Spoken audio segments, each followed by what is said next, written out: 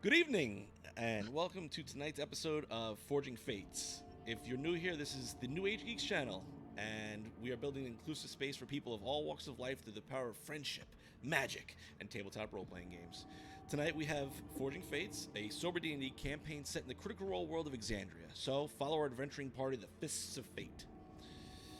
As always, we are partnered with The Phoenix, a nonprofit group building a community of people in recovery, aiming to end the stigma around the rehabilitation journey from substance use through a sober, active lifestyle. They have an app that you can use to schedule in-person or virtual events, including yoga, D&D, meditation, and rock climbing, just to name a few. And click the link below to download the app and connect with a community of friends to support your journey. And opening it up to everyone. Hello, everyone. Joe, we're getting chats saying you're low, but they can hear you. So it's a good start. Bring yourself up a little bit. Doing it. How's that, everyone? Better? Full volume now. Full volume. All right. To all you watching, if you like what we do and you'd like to support the channel, you can drop a tip in the tip jar, get yourself something nice from our online merch shop, or donate to one of our Patreon tiers. Anything you could send our way helps us bring more of this content to you. And you can also support us by subscribing to all of our socials, along with watching, liking, and sharing our videos. You too can become one of the New Age Geeks simply by joining our Discord or subscribing to our Twitch and YouTube channels. Perks include moderated chats, emotes by one of our favorite geeks, Sarah. Hi, Sarah. Thanks Sarah. for the gifted sub, And Sarah. chat rooms with the cast and other members of our growing community. Again, thank you for joining us tonight on this episode of Forging Fates. I'm out of it. Let's see. Nailed it. Have anything that I've forgotten? On YouTube, you can catch part 2 and the conclusion of Mage Against the Machine on Goodberry Cafe next Monday. Is that going to be up, or is it up today? It posted today. Oh, it's posted today. So check it out on our YouTube and see how we saved the world. And live their worst timelines. Yeah. Okay. If nobody's got anything else, I think we can dive right in today. All right. We're a well-oiled machine, everyone. There was no issues at the start of this. So let's jump into our intro here.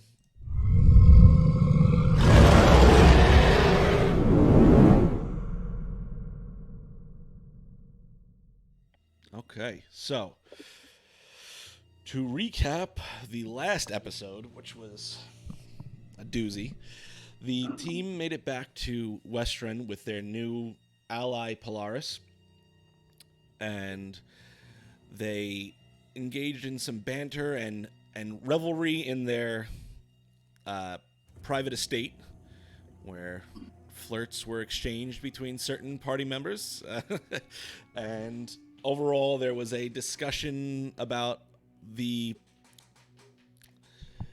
what they've experienced thus far and how everything has what kind of deities there seem to be making machinations within the world.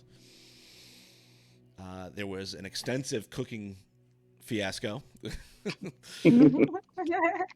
Call it Every episode.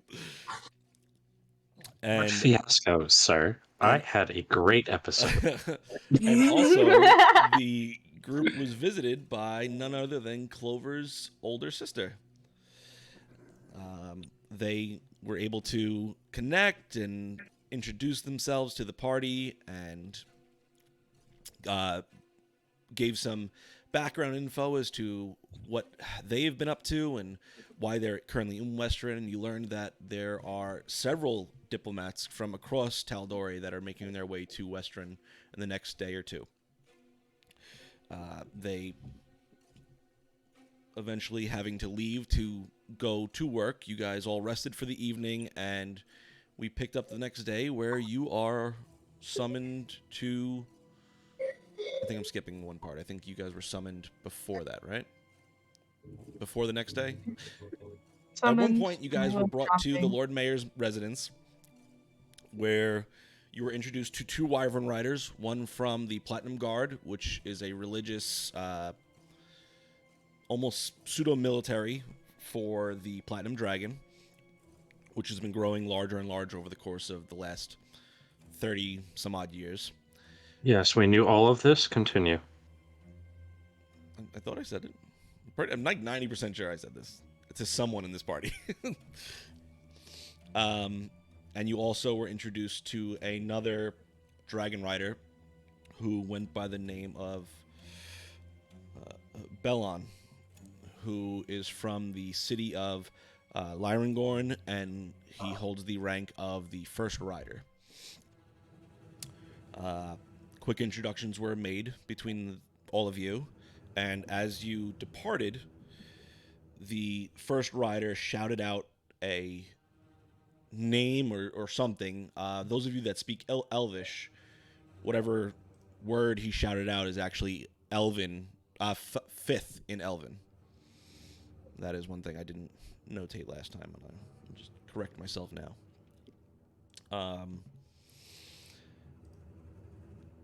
So you had a sleepover with Polaris where you guys enjoyed a night of popcorn and snacks and staying up all night as best you could at the behest of Clover. Hey. And as the next day arrived, you all were eventually summoned to the Lord Mayor's residence once more. I don't believe I'm missing anything between that, correct? No one did any shopping?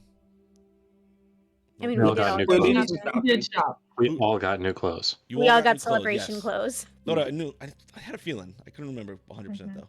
So you all, except for Tristan, acquired new sets of garb for this seemingly prestigious event.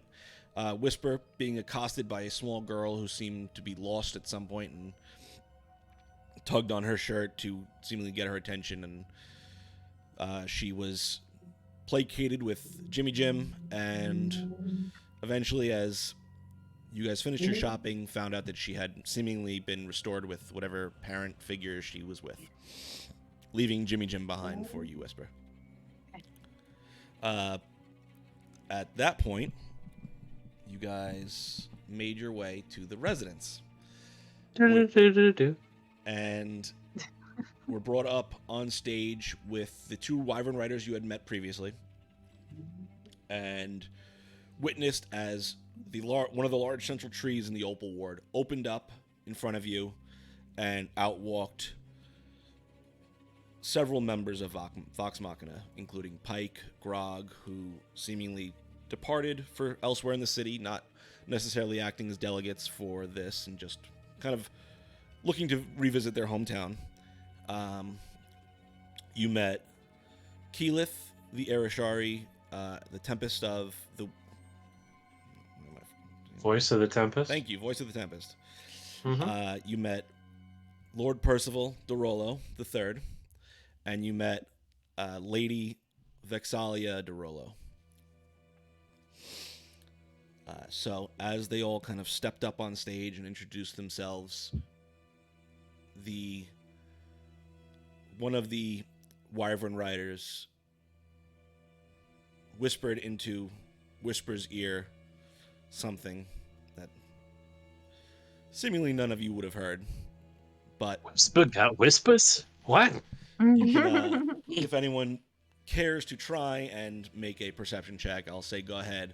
It's going to be at disadvantage just because of this ambient sounds going on around you and your positioning, but I will allow a perception check. Go for it. I've got a passive 19, and then that was I got a 17. also a 17. 10. So I will say, Clover, with your passive 19, you're the only one that picks up faintly. You don't really hear exactly what's said, but you hear him kind of like, you see him kind of lean over and whisper something into Whisper's ear. Okay, I noticed Yep. that, but I'm also so overwhelmed that it means nothing to me. Yeah, completely understandable. Can everyone in the chat just give me a heads up how the audio on the music sounds? If it's too loud, if it's over, or you can't hear it at all.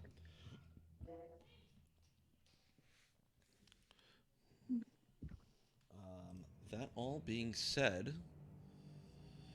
we're gonna pick up there as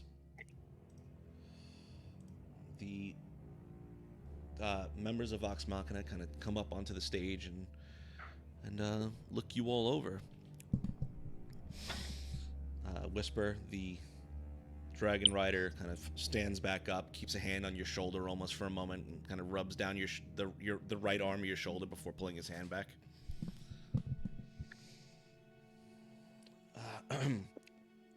Well, Percy is the first one to speak up. Well, I see that not all of the delegates have arrived, so shall we make our way into the manor to discuss business, or would we care to allow the Fist of Fate to go and engage in some revelry while we prepare the rest Oh my god, he said our names. I mean, weren't we brought up onto the stage for like an announcement or something? Or yeah, I mean, we can totally get off this stage so people can stop looking at me. That's totally fine. The Lord Mayor of Westruun speaks up. Yes, actually, I do have several announcements I'd like to make, if that's possible, before we all kind of adjust our schedules accordingly while we wait for the representatives from Singorn and Craghammer to arrive.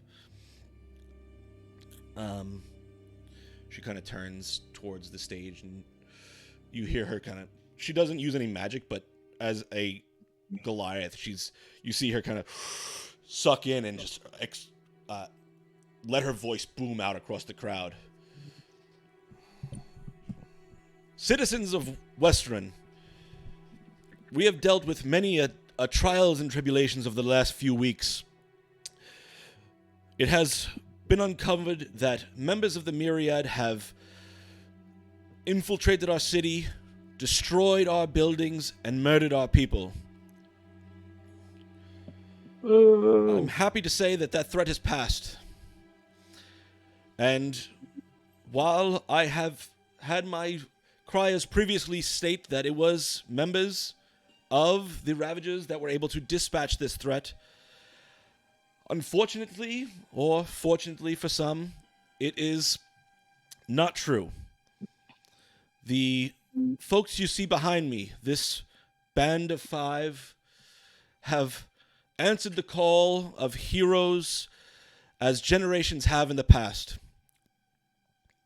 I introduce to you, Westruun, the Fists of Fate. You hear the whole crowd kind of claps and gives a little bit of a building of like, oh, okay, all right, let's, I need a little more explanation here. At the mention of heroes, I'm going to nudge Tristan and say, you hear that? She called us heroes. It's weird. It tries to stand firm. As the heroes of Westruun are due, this city has granted them permanent residence here in hopes that they will help us again in the future. So, if any of you are in need, these 5 heroes will be there to answer the call. I would love to introduce them one by one to you, if that is possible. And here, kind of, they clap and like, who's going to be the first one to step up? As she turns to look at you all. Guess that's me. Because everyone else is saying no. So, Gormrug, as you step forward, her hand kind of motions towards you. Ladies and gentlemen, I give you Gormrug of the Fists of Fate, a member of the library, whose name is blank? Cobalt Reserve. Cobalt Reserve. A member of the Cobalt Reserve who, as his charge is, rooted out this corruption that has entered our city through his excellent investigation skills, and we cannot thank him enough. I guess I'll step forward next. As you step forward, we have Finnick, the half-elven woman who, through use of her expert magical abilities, was able to interrogate and find things out that only the best of detectives could have, and we thank her for her service. I give like sort of like just a nod down. Clover is going to run up next because the middle is the least memorable. Okay. And we have Clover, the halfling woman who was able to deftly sneak about and gain advantages that only no one will ever know. Okay. Tristan, Whisper, who's next? Tristan, she kind of reaches out and pulls you up. Forward, sort of like very awkwardly. Just We can only thank him and his strength for being able to stand against the tide of darkness that plagued our city. And as resident of this city for quite a bit of time, we are happy that we have homegrown heroes that were able to step up and dispatch the myriad for us. Can I take a look out in the crowd and see if anybody's reacting differently? Go ahead and roll a perception check for me. Don't tell me what to do. And lastly, we have Whisper. She kind of reaches out and pulls you up.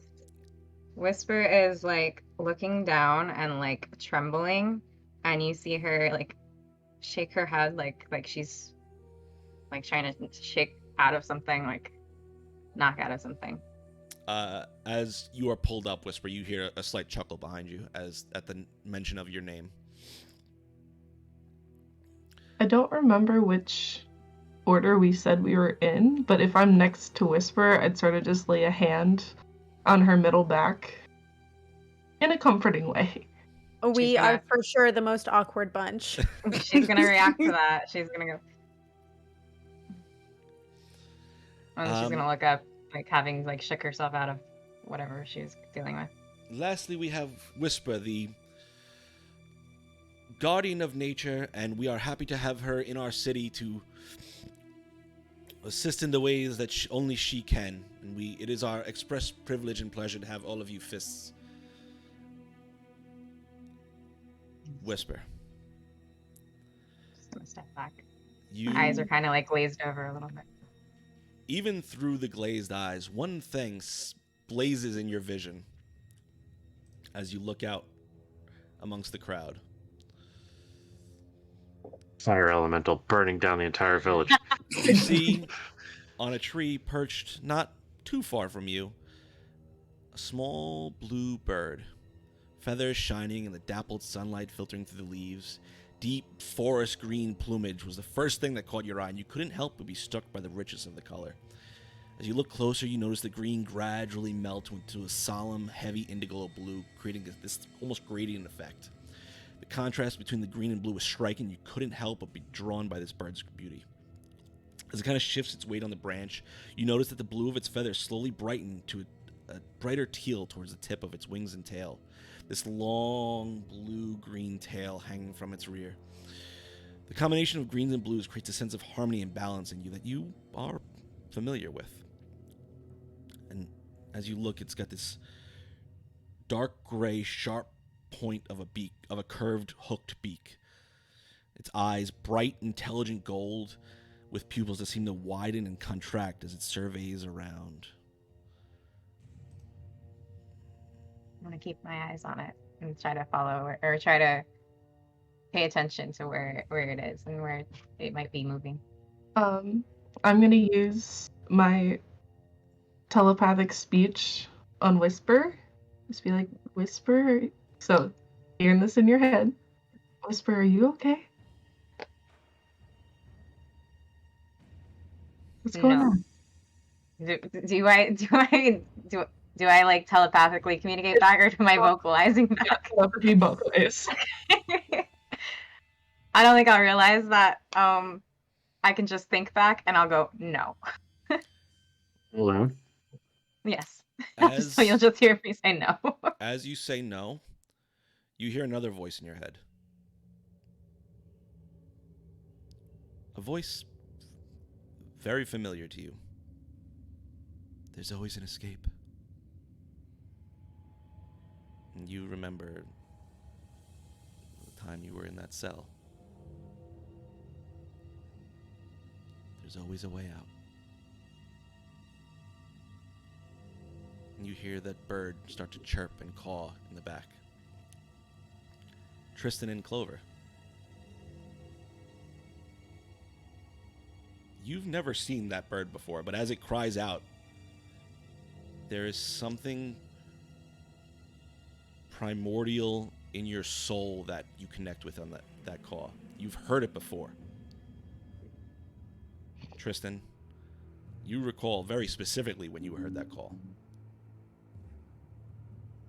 When you needed to escape from something. And Clover, this is something you don't remember where you've ever heard this, but something in your mind is being tickled with memory. Something from earlier than your first memory.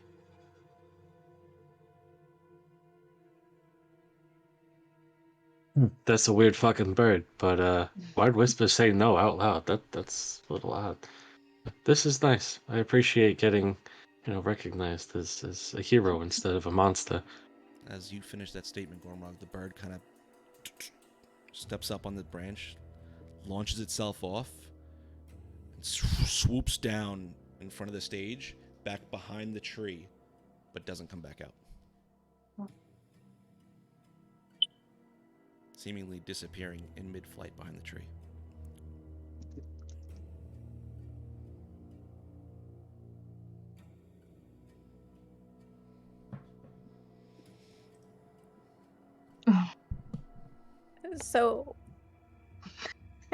So is the whole crowd just watching us be fucking awkward right now?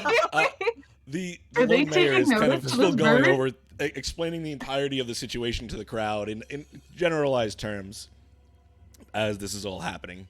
But I can only say one word at a time because I don't have two voices in my head. I mean, at least not that's able to come out of my mouth. But I don't recognize the bird at all. Nope. As the bird starts flying closer to us, Mhm. whoever is closest, I guess I'd go to my left. I just grab wrist or hand and not squeeze too tight, but kind of like a reaction. Just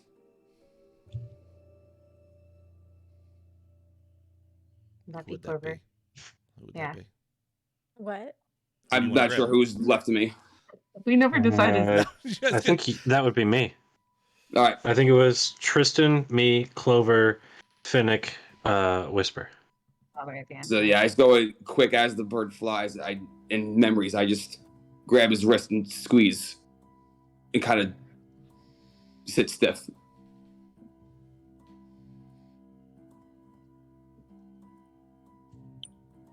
I'm not going to react, but I'm going to take note of that. Okay.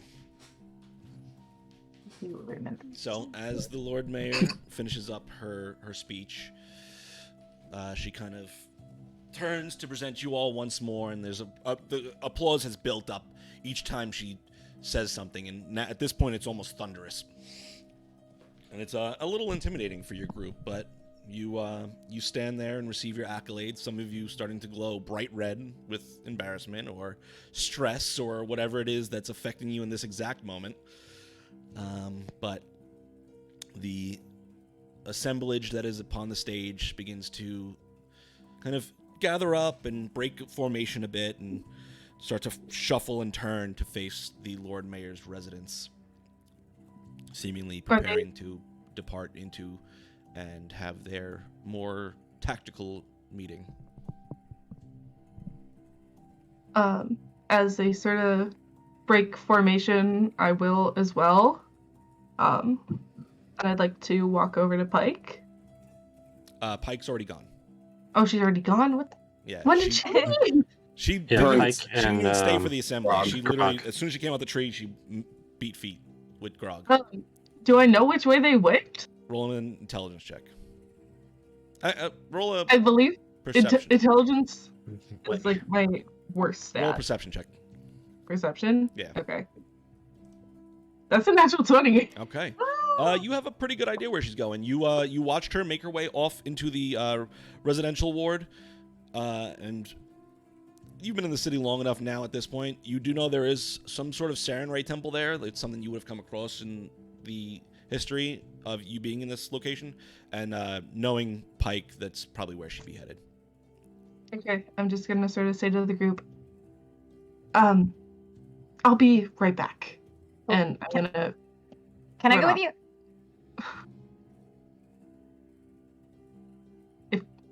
No, If you Whisper. want, Whisper. We have a sort of lot to stutter, discuss. if you want, as I'm like already like running towards her.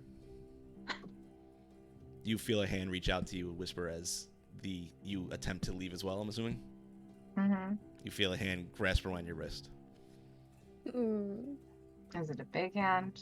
It's a pretty big hand. You turn and you look and you see the first rider standing there, hand around your wrist. We have so much to discuss. I cast Primal Savagery and I attack him. Yeah. Oh. What? I go to scratch him with Primal Savagery, where he's touching me. Go ahead and roll an attack. Mm-hmm. I'm going to assume we can see this. Oh, yeah, it's an attack on... Did you? It's a nat 20 for a 26. Okay, go ahead and roll damage. Oh, shit. I gotta find D10s. I wasn't expecting that to go. Just rip his hand off, it's fine. He doesn't need it. That's 15 points of damage. Okay. Acid damage, I think, if I'm correct. Yeah, 15 points of acid damage. Okay. Your bestial form begins to take shape, and you reach out and scratch across the hand that is clasped on you, and it instantly let goes, and you see the skin kind of bubble and burn for a moment before he pulls his hand back. Doesn't seem to affect his face at all. He just starts laughing as he pulls his hand back and watches you run off. Yeah. Did the whole crowd see that happen? I mean, yes. Like, we're still on stage? You're all still on stage, so you all definitely saw that happen. But the crowd is kind of being distracted now as they're starting to make their way out towards the festivities of it. So it's not creating like a super big uproar, but a few people definitely notice, like, what the fuck's going on there? I'm going to step... Oh, sorry. Go ahead. No, Clover's just going to chase after Whisper and make sure she's okay. I'm going to take a couple steps closer to the person, not making full contact, making it obvious that want him to notice that I'm noticing him. So I am also going to step between where Whisper and the others ran off and the dude who just put his hand on my friend in an unwanted way. He turns to look at both of you, and he is short and stocky, but similar to you, Gormrog, he's fucking strong, but he also has that edge of being able to move in an instant. And you get the sense that this person is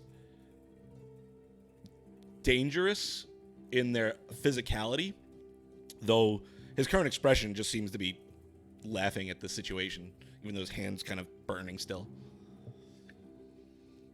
It's Gormrog and Tristan, right? Mm-hmm. Well, sorry, I didn't catch your name. What was it? Oh, it's Bellin. Bellin? Yeah. Pleasure to meet you both. Like Bell End? Sure, whatever works for you. Okay. What I'm gonna stare into his face. It's generally where you look at people. Go ahead and Screw it. Go ahead and roll an intimidation check for me.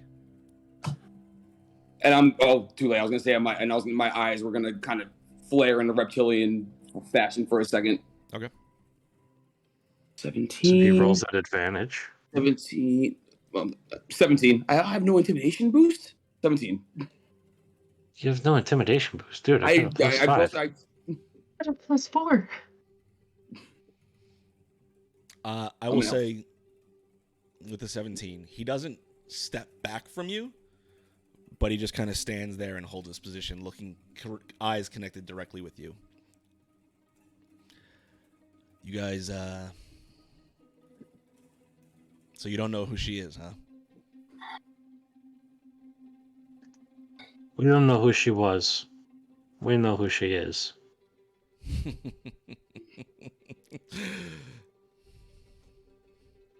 turns and begins. As he laughs, I step forward, like 2 steps. He doesn't move at all. You're almost nose to nose with him now, and he kind of just grins back at you.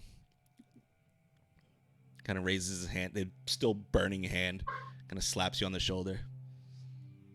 See you guys inside, I guess. He turns and begins to make his way. The wyvern, as he steps back now, you see the wyvern in that similar purple armor to himself. Its head is real low, and it's got this very aggressive posture now as you have stepped towards its rider. And as he steps to the side and you see this, you just hear that as its sides of its neck almost start to flare out before it too turns and begins to make its way towards the residence. Sorry, the purple armor is indicative of Lyringorn? Yeah.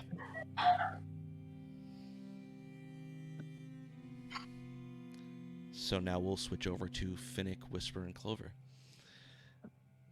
You're chasing after Finnick, correct, Whisper? Yeah, but I don't know if I know where she went with. I walked off. I don't think I saw her attack Belland. Yeah. I would say didn't see him attack Belland, but she's also walking, so it's easy enough for you to catch up to her.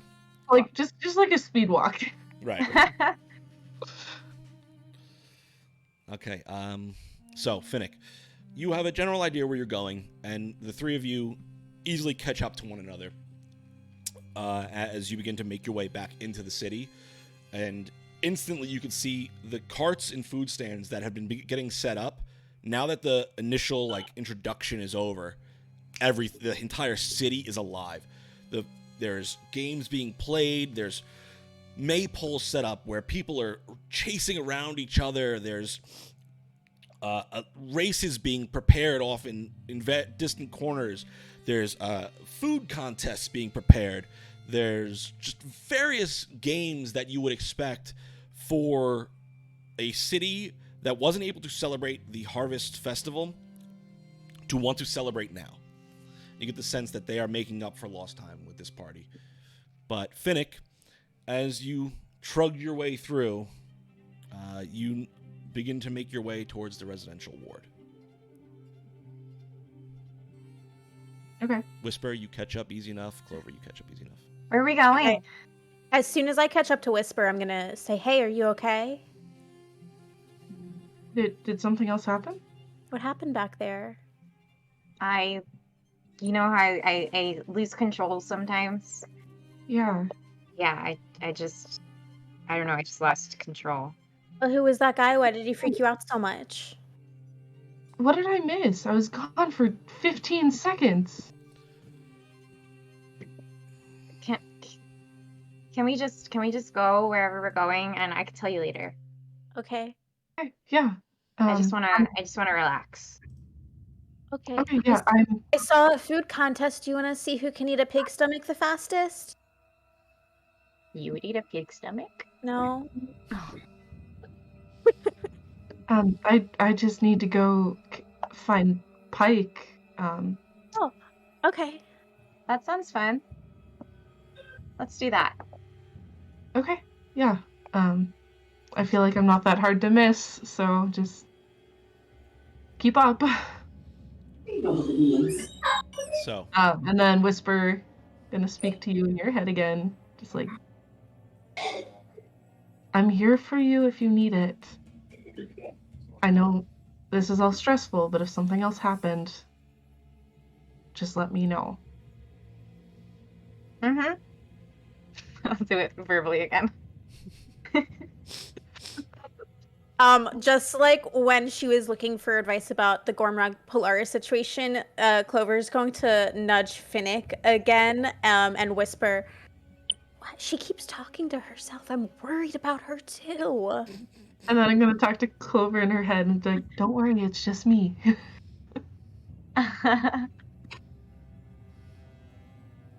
Okay. And then I'll say out loud to both of them, "You know, you guys can just think back at me, right? No, I will think back. No, I did not. Well, now you know for future. Cool. But I'll say that one out loud again. I'm going to think back. Whisper just brutally scratched some dude on stage. Again, I'm like, I'll have like a little bit of a concerned expression on my face. I'll take note of it, but I'm not gonna say anything because I know Whisper doesn't want to talk about it right now. Mm-hmm. And then I will continue walking. Okay. So, from where you are, it doesn't take too long to get to Pike's temple in Westruun. The Everlight Temple? It's Or is there an Everlight Temple in it's Westruun? not really a temple. As you approach, you look at it, and it is more of a home that has been recreated to. I'm just trying to get my note up here. Okay, it's a home that has been rebuilt, and now serves as almost like a small cottage, almost, but it's got an open door, and as you approach and you look inside, and you can see this beautiful hearth across the back, where there's this small fire kind of bubbling in it, and there's some iconography to Saren Ray up on top of the mantle. And as you look inside, it's only big enough for maybe 10 people total, but as you come up to it and enter in, you see Pike in there, still wearing the same dress she was earlier, just kind of dusting things off, pulling some things, rearranging some stuff inside, and just kind of cleaning up the entire space. Before I enter, I'm just gonna just do a finger tap knock on the door frame.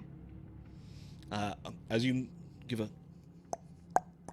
knock on the door, she kind of turns, dusting herself off to look out at whoever's come to the temple. Hello? There's no door, so you can just come on in. Hi, Pike. I know it's been a while. Oh, Finnick, right? That would be correct. Oh, I haven't seen you since you were little. I know, and a lot has changed. What are you doing all the way out here? Finding my calling, Oh, if you want to put it that way. Well, we all have a path to walk, and sometimes it can lead us in strange directions. That is true as always. I'm so happy to see you again. How are your parents?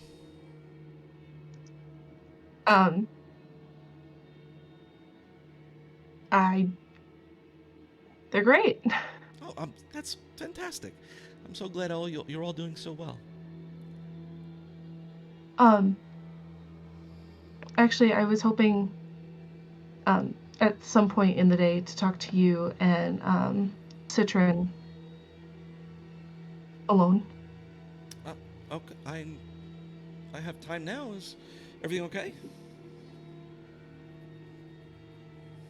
We can just wait here. Oh no, we're included in her alone. Right? Oh. Right? It's Pike. It's Pike. That's her name. Pike, you've obviously been introduced to Clover and Whisper.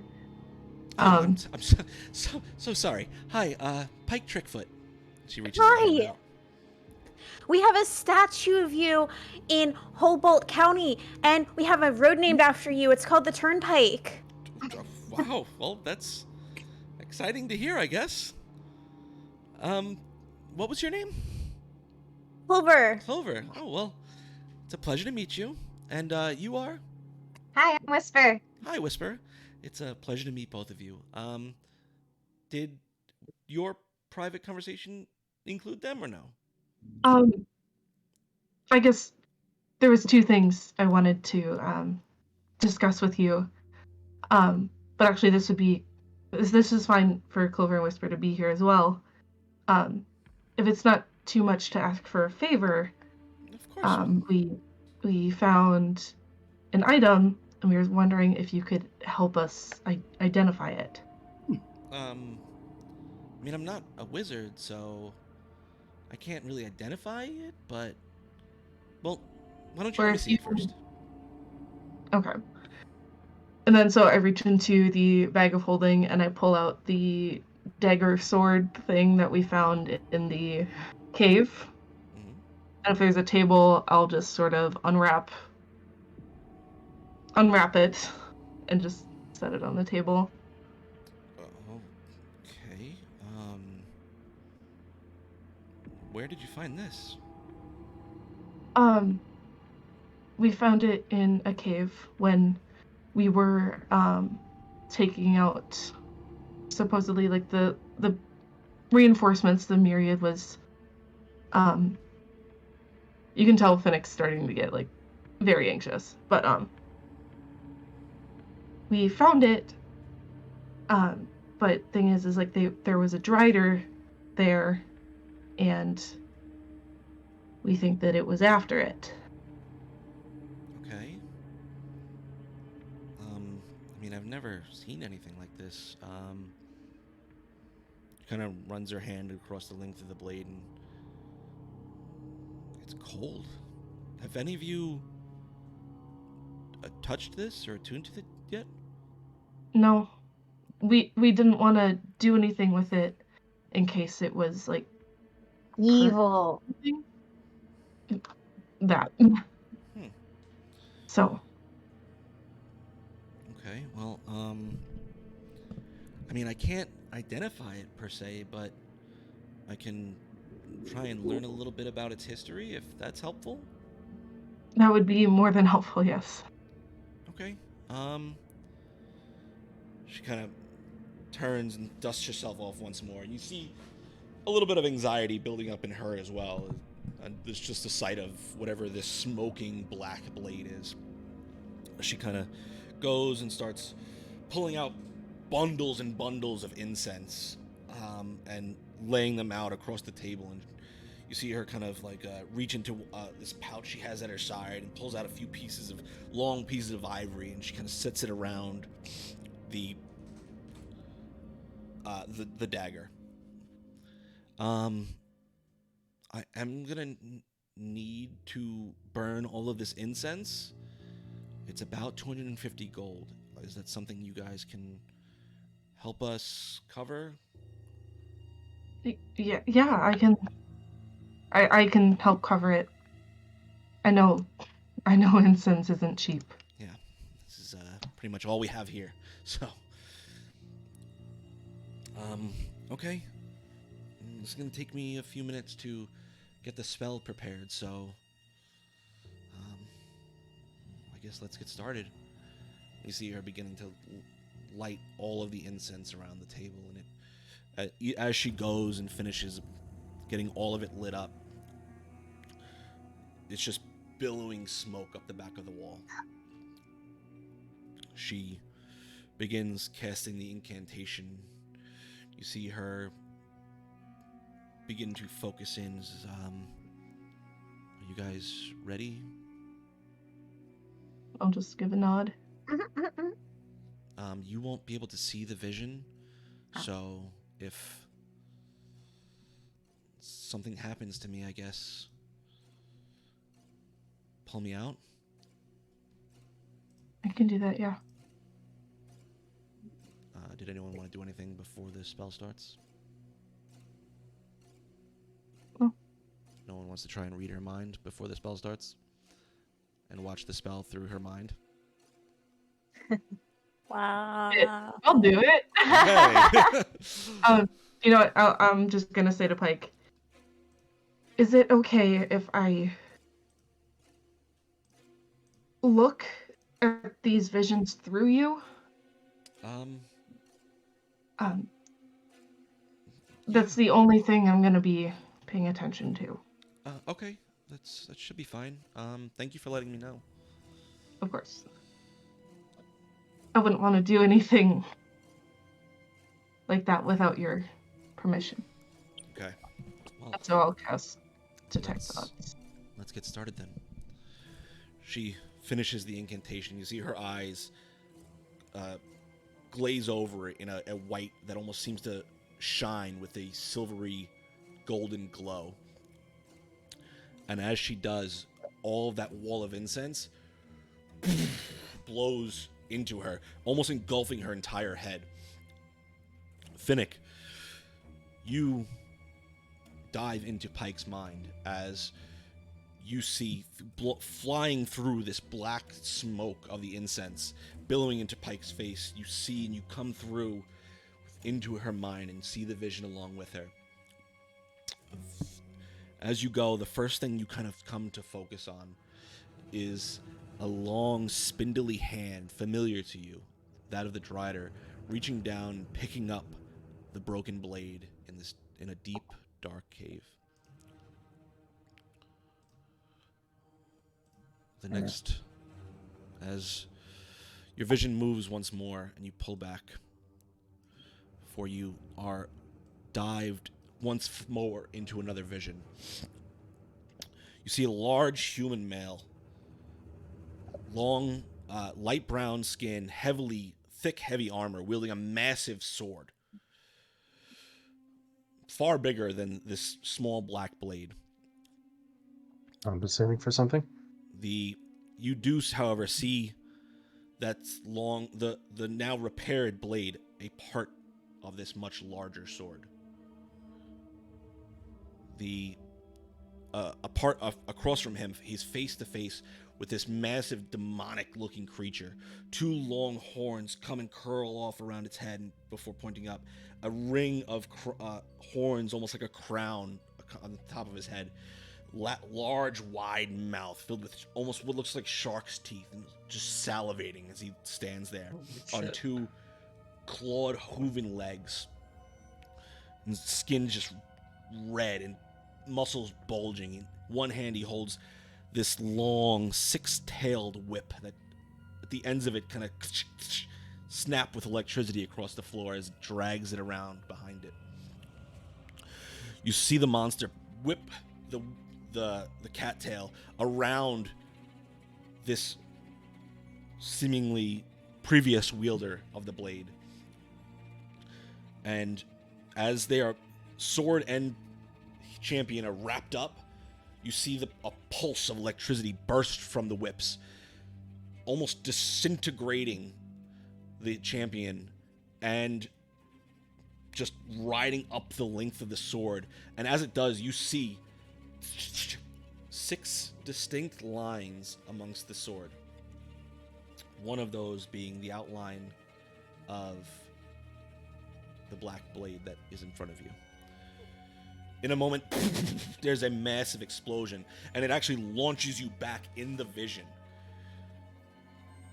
The last thing you're seeing in that space is a massive crater as you see things flying off into the distance. One of them being that shard of the black blade. Your vision pulls back once more before diving into a previous version, earlier back in the timeline of this blade. You see that same hero standing on an onyx platform across from another individual wearing black armor. Nothing strikes you as menacing about this new champion, except for the long black blade that you now know in one hand. And as they stand face to face with each other, he asks one simple question. Why is death important? Before he launches himself and begins clashing with that previous hero. The vision fades once more, pulling back even further into the past. You see massive titans across the planet. Gods of elements and the new prime deities facing off against each other. we zoom in slowly on this massive, multi-limbed, black, spindly monster that just is larger than a continent. With each of its steps, it destroys mountains and creates oceans. You see across from it a prime deity in the familiar visage of Moradin, the Allhammer. You see his massive hammer in one hand as he grasps the beast from the side of its head and pulls back and slams the hammer into the creature's chest. As the hit erupts into the monster's visage, it shrinks a little bit, and you see what would almost be amorphous form solidify a little bit. Slams again into its chest. A little bit more, forces its way down into this small point. Third time, a fourth, as this creature shrinks and shrinks. And as finally Moradin stands head to head with this creature, having shrunken it down, he reaches his hand into this impact point in the creature and pulls out that black blade before the creature just explodes in this whirlwind of black, spreading out before dissipating across the ley lines and across the worlds of Exandria and the realms that lie beyond. You hear Pike's voice as all of you, as the vision begins to fade. I don't know what this is, as the smoke begins to pull back from her face and ride up the wall once more. But it's called the Nox Blade.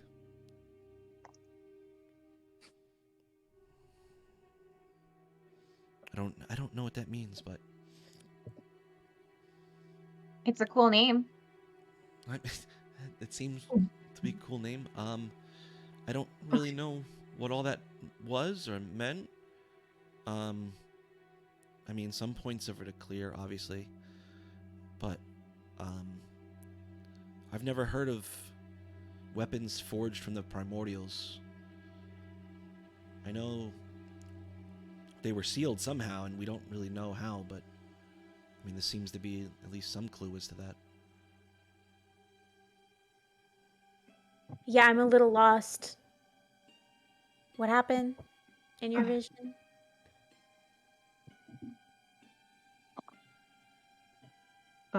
Joe, I rolled a 4. Okay. Clearly that's a lot. Yeah. But you have no idea how much I appreciate you doing this, Pike. I think I know of a place where we can do some research. But Is it evil? Yeah. I don't know. Nothing about it seems evil. I mean, it was created by Moradin. So, I mean, and whatever that creature was, it seemed to be some sort of aspect of death. I mean, death's not really evil.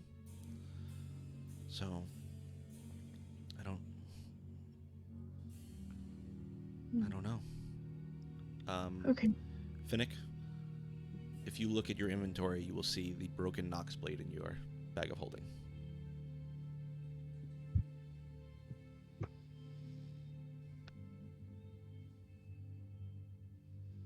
It's a +1 dagger that deals an additional 1d6 necrotic damage. Okay. Is it broken though? Like, can it be used? It's a short sword usable. that was broken and now is classified as a dagger. Cool. Wicked. Okay. So, whatever those other parts were, I don't know what they are, but they seem to be different aspects of the primordial's nature. Yeah. Okay.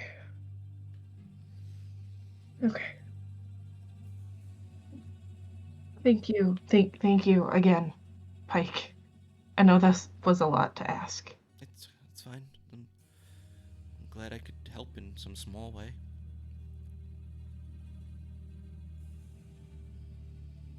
And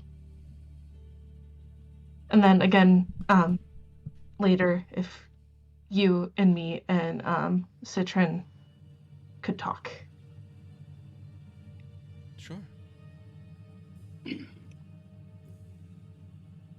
Thank you. I'll be here for the next 2 days, so come see me whenever. Okay. Do you know why you're here? Why are you here? Why is everyone here? Well, I know Percy and Vax have business they have to do, because something about the Myriad, they're trying to talk to all the different cities. Me and Grog just came to have a good time. Party? Pretty much. Never gonna miss out a party in the hometown. I think Grog's doing some sort of like strength contest or armless. I don't know. Groggy's doing something.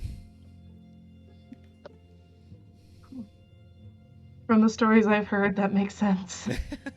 Yeah, well, that's Grog. Then I'm gonna turn to leave. Okay. Bye. Bye. Thank you. So Finnick, Sorry, real quick. One last thing. Sorry. How are you picking up the blade? I'm wrapping it back in the cloak and Okay. putting it in the bag of holding. Okay. Is carrying it with her tongue. Carry on.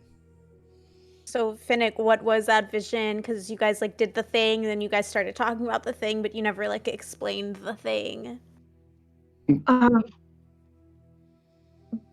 Basically, I feel like it was like a crash course on the history of the blade. I saw this one guy wielding it, and then it felt like we went back in time, seeing him like fighting like a different guy. Sounds confusing. And then it basically at one point took us back to what I think was the Calamity. It was basically showing us how this blade was made. Calamity Dagger. Cool. Isn't that like ancient history? Yeah. Meh. So, Yeah. so do you guys want to go check out the contest? Or do you want to go find Gormrag and Tristan? We should probably find the others. Yeah, they probably like contests too. Yeah. Okay, so as you guys make your way back towards the center of Westruun, we are going to take our first break. A little early, but that was a lot for people to digest, so I want to give everyone a sec. So we'll be back in 10 minutes, everyone.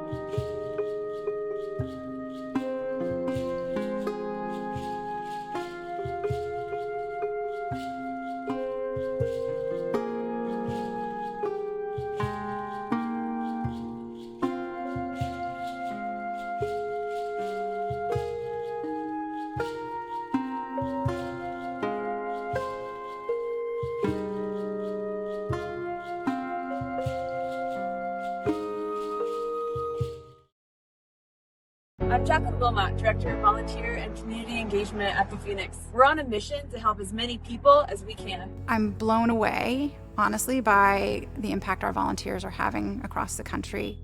The Phoenix is yoga, it's art, it's hiking, it's music, So there's a lot of really exciting things happening at the Phoenix.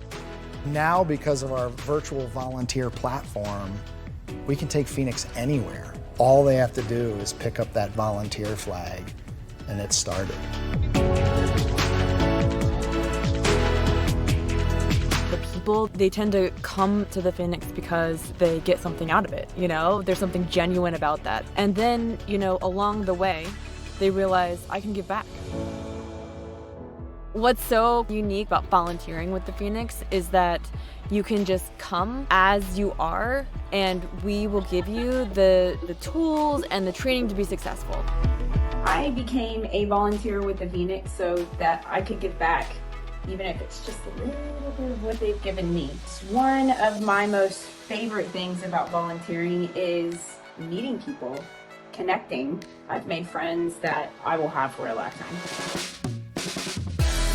So it's been a dream of mine to be able to bring fitness or physical activities to the sober community here in Long Beach. And so to hear that the Phoenix was already here and doing that was super exciting for me. My service to others has been played a major role in my personal recovery. So I like that the Phoenix lets me combine an activity and some service. I also really like riding my bike, so hand in hand they go together. I love the Phoenix. I don't know, it's just... The classes have really helped me come out of my shell a little bit. I have my confidence back, which I didn't have even though I got clean from drugs and alcohol. I feel like my life is taking off, and everybody at the Phoenix is helping me do that. Once Phoenix has helped you rise from the ashes, there's this sort of natural response where you want to do that for other people. And the beauty of that is as soon as they find that strength and fortitude in their recovery, they're reaching back for the next person. And if we did that across the country, imagine how many lives could be touched. So join us in this movement. Whether you are in recovery or an ally, you have something special to offer. Whether you are looking to lead events or support events, you already have everything you need to bring the Phoenix alive in your community. Get started today. We can't wait to make a difference alongside you.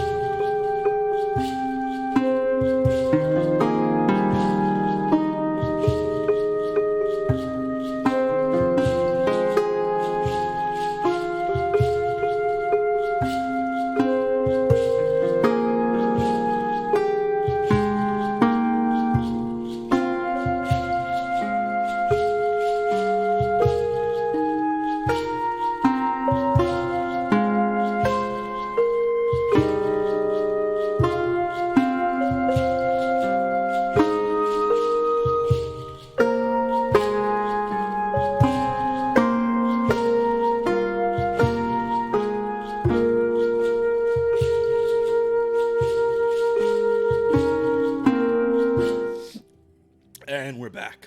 So. Check his butt. What? Anyways.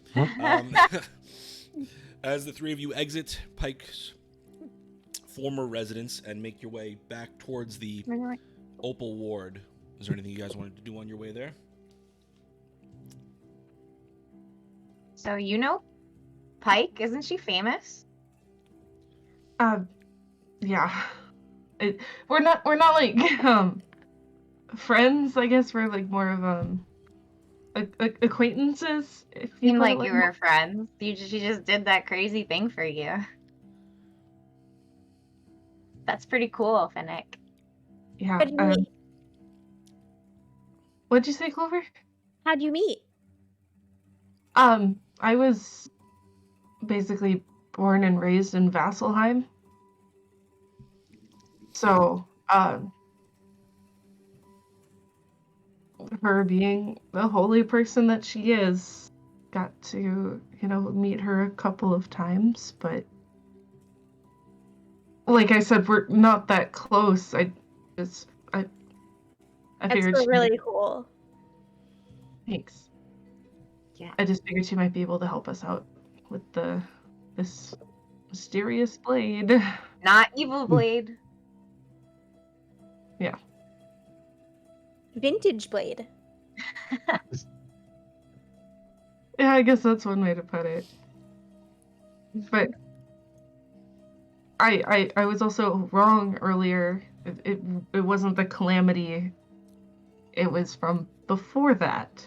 It was made during the founding. Again, more ancient history stuff. So not interested in history. I fell asleep a lot in that class.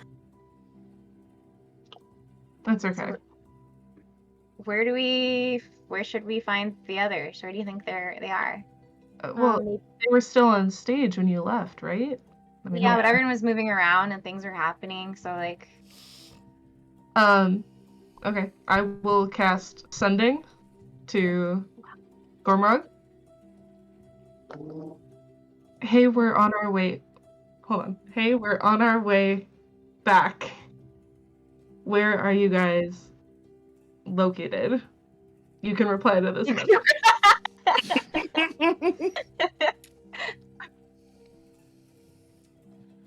Oh, we're still at the stage. Okay, so they're still at the stage. Okay, so you guys are going to make your way directly towards them? Yep. Okay. I'm gonna hang back. Are you disappearing into the crowd, or are you hanging back? Is Ellen still on stage? We'll get there. Tristan and Gormrog, while they're gone doing this, what were you guys doing? Sitting there eating a candied apple, talking to my bestest bud. I'm gonna be saying, yeah, I don't know what happened. We were talking about him being my date to this whole big shindig, and now I don't know where he went. He just disappeared into the crowd. I don't know if there was some political thing, or maybe I scared him off, or I did something wrong, or I said something, but he's just gone. It was definitely weird that he was definitely right here and gone. With that, what do you think about what just happened? Who is that guy? Because I don't trust him with a single fiber of my scales. Oh, no, you shouldn't. He's a total creep, and if he tries anything again and we see it, it's on sight. Fuck him up. Oh, but like, I didn't know there was history there, so when Whisper lashed out, I was like, it's just because he touched her, and that's fully justified, and we would absolutely defend her for that. But like, when he was like, "Oh, you don't know who she is," like, what kind of stupid fuckboy shit is that? Like, right, that's like ex-boyfriend coming up, being like, "Oh, new boyfriend, like, you don't know her like I know her," type nonsense. Like, man, This guy, total creep. Don't like him. It suits him that his name is Bellend because he's a total Bellend. And honestly, if he tries anything, I don't care that he's got a dragon. We're gonna fuck him up. I stand like the laughing from standing there, feeling like what she did wasn't a big deal, and like we're not big deals. He has no clue. Yeah, doesn't he know where the fists of fate? I will say, as you guys are having this conversation, you do see 2 other delegations begin to make their way towards the manor. You see one. I would say you guys have general enough knowledge. Do you see one that seems to be from Craghammer, and you see one that seems to be from Singorn? Looks like everybody's here. Yeah, I don't know if I'll ever get used to this, if this becomes a normal thing, Gormy. This is very different compared to what we've ever done. This is just... Yeah, politics is a lot even for me. I don't dig that. It's a lot of lying, a lot of bullshit, and a lot of putting on a face when you're talking to somebody you don't like and pretending that you do just to get something out of it. I'd rather be honest and straightforward. And I miss the good old days sitting at home, just smelling the food and just relaxing and waiting for the dumb idiots to come in and pretend like they were going to try anything to throw them out and have that one day of fun every week. And now we're standing on stages and being honored. I could do without the honoring. it's the alternative. I don't know if you remember, but when we got to the city, people weren't so keen for, me. Yeah.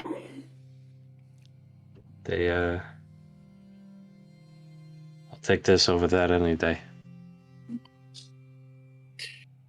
Back, and I think I can get used to it, Gormy. I won't lie. I think I'm falling for this group. I didn't think it at first until every time I feel like someone's going to hurt one of our friends. And as I say that, I kind of... Friends.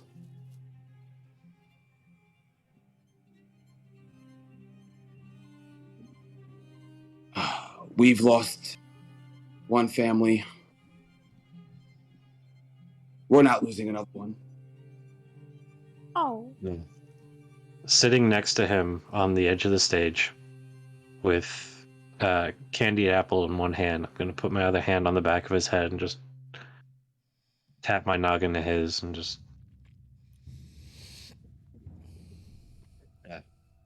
This one's going to grow. We're not going to lose this one. Okay. So, as you guys are enjoying your candy apple, you see a few games going on around you. You see preparations being made for what you gather is some sort of like flower crown competition.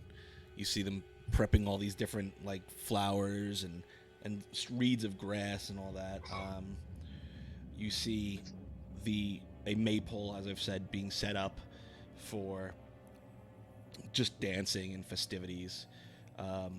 You see a race being prepared with little bags, like burlap sack bags, and they're setting up these little obstacles along the path. You also see several butter churners being laid out for what would appear to be some sort of competition.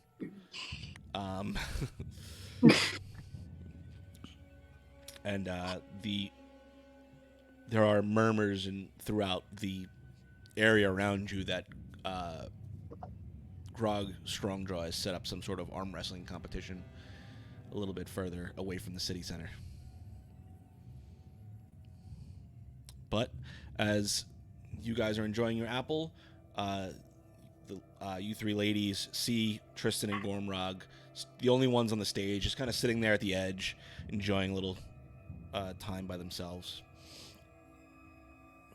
And I don't see Bellin anywhere. Roll a perception check for me. Everyone you pass is Bellin.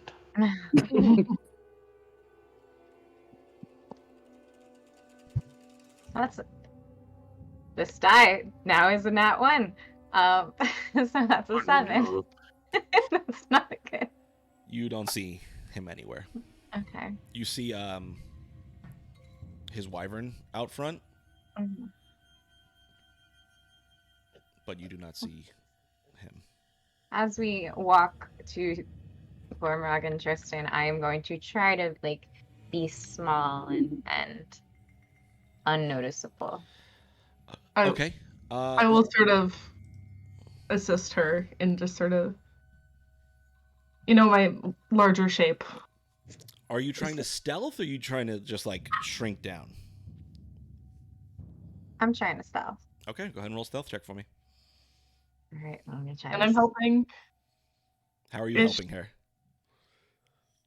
Just trying to keep her hidden-ish, at least behind me, or I'm helping how I can, because my cloak is currently being used to wrap up the frickin' blade. So. Okay, go ahead. Go ahead and roll an advantage. Okay. I don't think I'll need it, because that was a dirty 20 with my first one. And a dirty 20 with my second one. Okay. Shit. You feel pretty confident that wherever he may be, he's unable to see you in this exact moment. But the three of you make your way back up to Gormrog and Tristan, unaccosted otherwise. Yeah. Hey, let's go play some games. I love games. Welcome back. Thanks. Anything exciting while we were gone? No. Just more of this. Oh, there was that group of bird people doing their acrobatic things. That was kind of cool. But no, other than that, nothing really. Do you still have a candied apple? I have half of one. I'm gonna try and reach over and take a bite of your candy apple. I'm gonna let it happen and just be like, still holding it. Just this is pretty good. Gonna laugh as I see that and just finish off the last of my tea that's left. I'll hand you the rest of it. just. Okay, where do you guys want to head to first? I want to play games. Right, let's go play some games. Okay, what games do I see? I heard something about a flower contest. So, just for simplicity's sake, I will list them for you right now. There is flower crown competition. There is the maypole dance. There is a race. There is a burner turning competition, and there is an arm wrestling contest. What was the last one? Arm wrestling contest. I want to do that. What's the first stop? Flower crown. Flower crown. Flower crown. That seems to be your specialty, so. Okay. So, as you make your way up to the flower crown competition, there's already a few people sat down there. A few of them younger children, but Clover not too much younger than you. Younger children? You I'm here to win.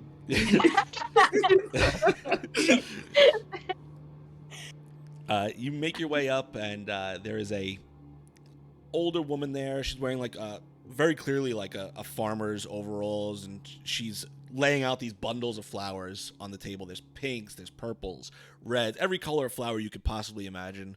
A few other things like vines that have berries kind of hanging off them. There's some reeds of grass in there. Everything you could possibly want. As you walk over to her, she looks up to, did you wish to compete? Yes. Stalks of lavender and that will be gladiolas. That'll be 2 silver to play.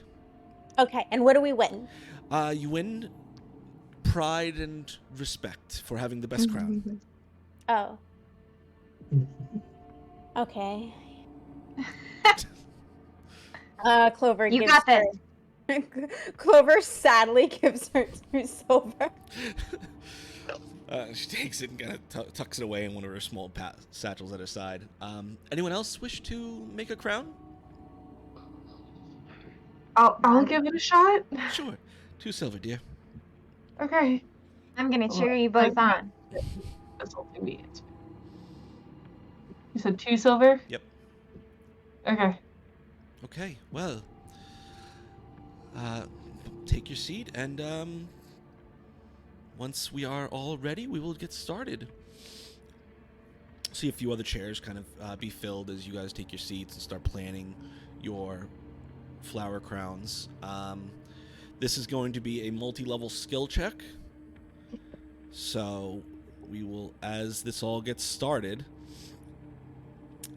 I want you both to go ahead and describe what the base design you're looking for, and then we will make a skill check based off that. So, Clover, since you first to sit down, what do you want to try and do the base? Just what colors are you looking to get? Like, what is the general design of your flower crown? Very leafy.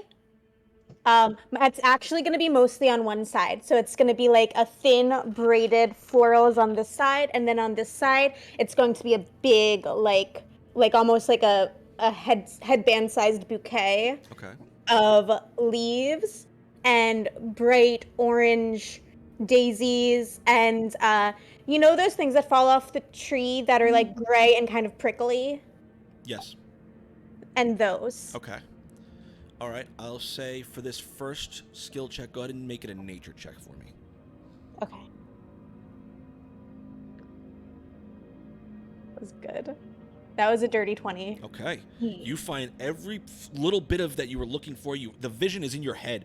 You see every shade of color, and you're pulling out the bits. You're able to just nip away the small bits of dead, dying flower petals that would distract from the overall aesthetic you're going for. There's a beautiful gradient to the flowers you have now, and it's just everything you could have wanted is you've easily found in this jumble of leaves and flowers on the table. What about you, Finnick? What is the flower crown design you have in mind? I would say just a very simplistic sort of. I guess the colors she's mostly looking for are going to be like whites, reds, oranges, and yellows.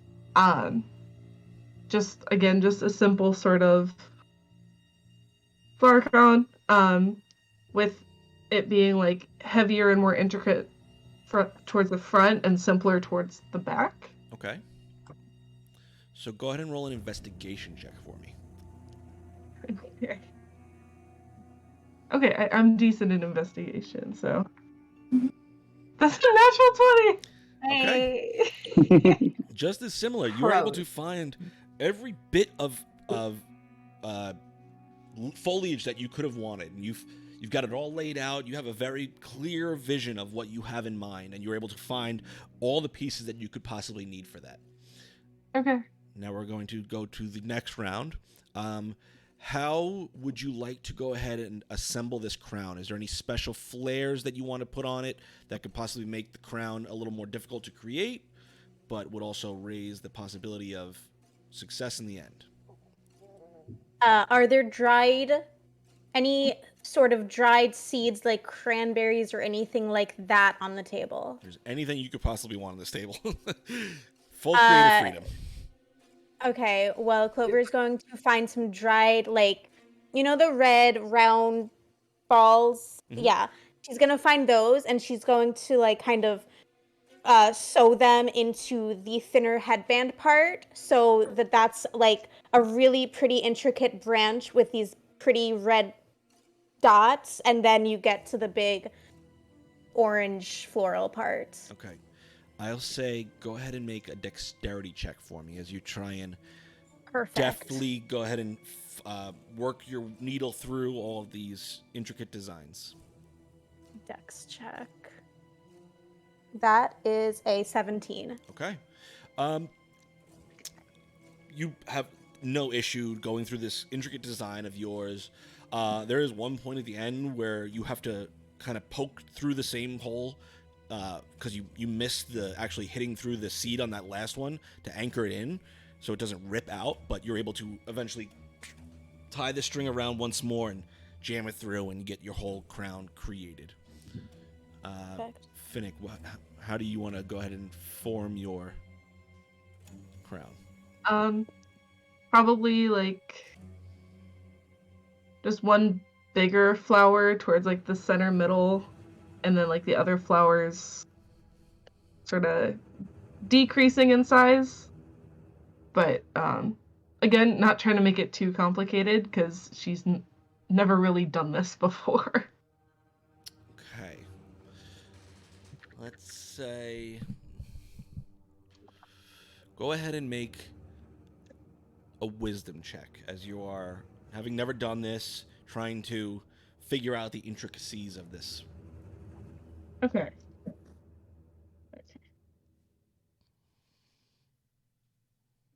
Wisdom is going to be a 16. 16? 16. 16. Okay. You work your way through this process, and you feel by the time you come to completion with getting the crown baseline established, you feel pretty confident that it's not going to fall apart on your head, and it's set up quite nicely.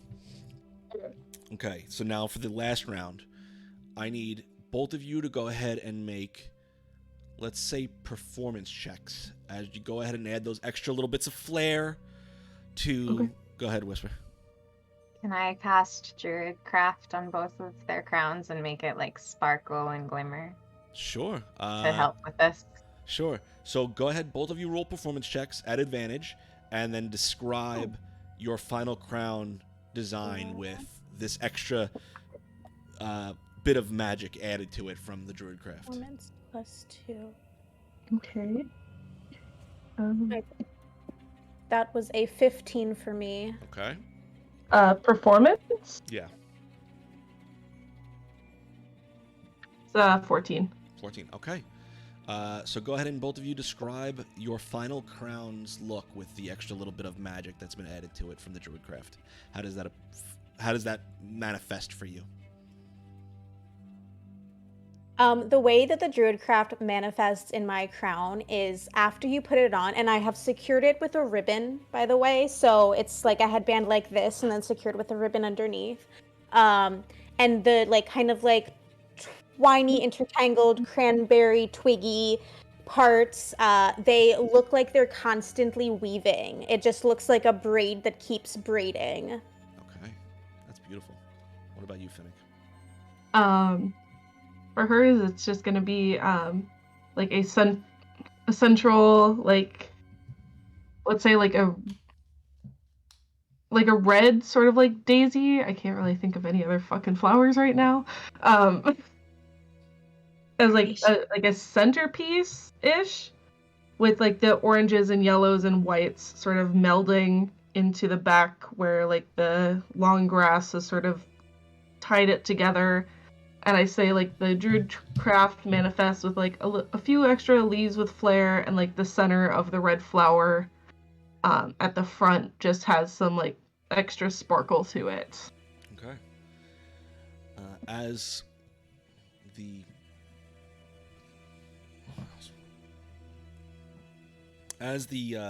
everyone kind of finishes up their crowns, you see some of the kids kind of pin up their thing, and it begins to kind of fall out from one side because they just couldn't get the setup right and get it secured to their head. One kid just has grass that's braided together and tied to their head. Compared to the two of you, none of them stand anywhere close to the intricacies that you guys went to. Just whooped a bunch of kids. But those kids got their asses beat by you two. Well, we have our winners. You two lovely ladies. Thank you so much. I hope you enjoy your wonderful crowns. Thank you. Y'all did great. I fucking did this? I mean, Good job, Finnick. I'll wear yours if you wear mine. sure. I feel like the reds and oranges suit your everything. And just mine's the same color. oh, well, that chose extra glitter flare for you. Awesome. And I'll act like I'm, like when princesses get crowned, I will act like that on Clover. And then, kneel down. So I can put on the other one. So, where do you guys want to go from here? Where do we go now? Oh, I'm Rock, Justin. I know what I want to do. Do you want to do something? I mean, I think I want to do the same thing you want to do, except that, Arm wrestling? Yeah. Yes. Let's go.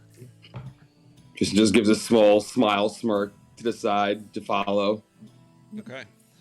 So, it's not really hard to track down where Grog has set up this large table in the center of a street, essentially, and there's people lining the streets around him. He stands there, like, just watching the two competitors. They all step up, and he just stands there, puts his massive Titan-stoned hand on their clasped around their hands. For you hear him go, "All right, I hope you're both ready. 1, 2, go!" And he lets go. You see them both forcing each other back and forth before eventually. Oh, they're arm wrestling each other. I thought they were arm wrestling Grog.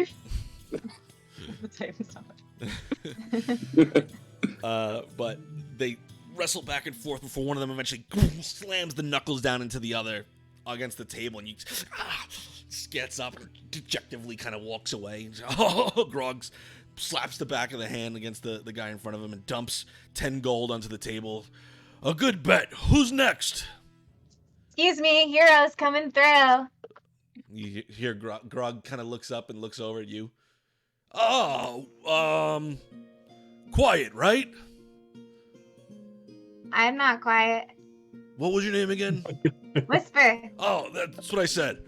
Well, you want to step to the table, little lady? What does the person sitting there look like? Who I would be fighting against? Well, that guy's kind of stood up and stepped off to the side now. So you're coming to an empty table, essentially, where you someone will challenge you. Oh, yes. Let's All go. right. How much do you want to bet on yourself? How much do people normally bet? Well, I mean, me, I'll go big. I go as big as I can, but most people around here usually go gold, between 1 and 5 gold, but there's no limit. 5 gold. All right. He holds his hand out for the gold. 5 gold. All right. Who would step to challenge Whisper? You see a few people kind of look up and look over at you, and a few of them scoff dejectedly, like, I'm not worth my time. But eventually you see another elven man, still relatively thin, but you see definition built across his arms, similar to Tristan, just not as big. Makes his way over and slaps 5 gold down into Grog's open hand. I'll take her out for a spin. Kind of puts his arm up on the table. Well, whenever you're ready. You grasp his hand, and you feel Grog's hand covers both of yours completely. His fingers reaching down nearly to your forearm. All right, I want a good, clean fight. No cheating. 3, 2, go! And he pulls his hand off. Go ahead and roll a strength check for me. Okay.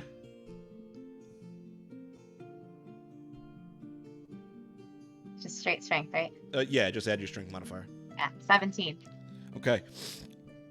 Instantly, the two of you clasp hands and begin to battle against one another, and he begins to push you down ever so slightly to that 2 o'clock position. I want to start making my teeth go sharper and look a little scary to try to intimidate him. Roll an intimidation check for me. That's a 6. Okay. He kind of watches your teeth grow. Not today, little girl. And go ahead, both of you roll strength checks again. Let's go, Whisper. 19. Okay, you instantly I like to try. push his arm back up to that center position. You see that wide grin he had from just being embarrassed that you tried to even intimidate him. You see it dim a little bit as he wasn't prepared for that burst of strength. Go ahead and roll a strength check. 14. You push him dead center. You're both locking neck and neck in that moment. Just neither of you getting the advantage. Is there anything you wanted to do?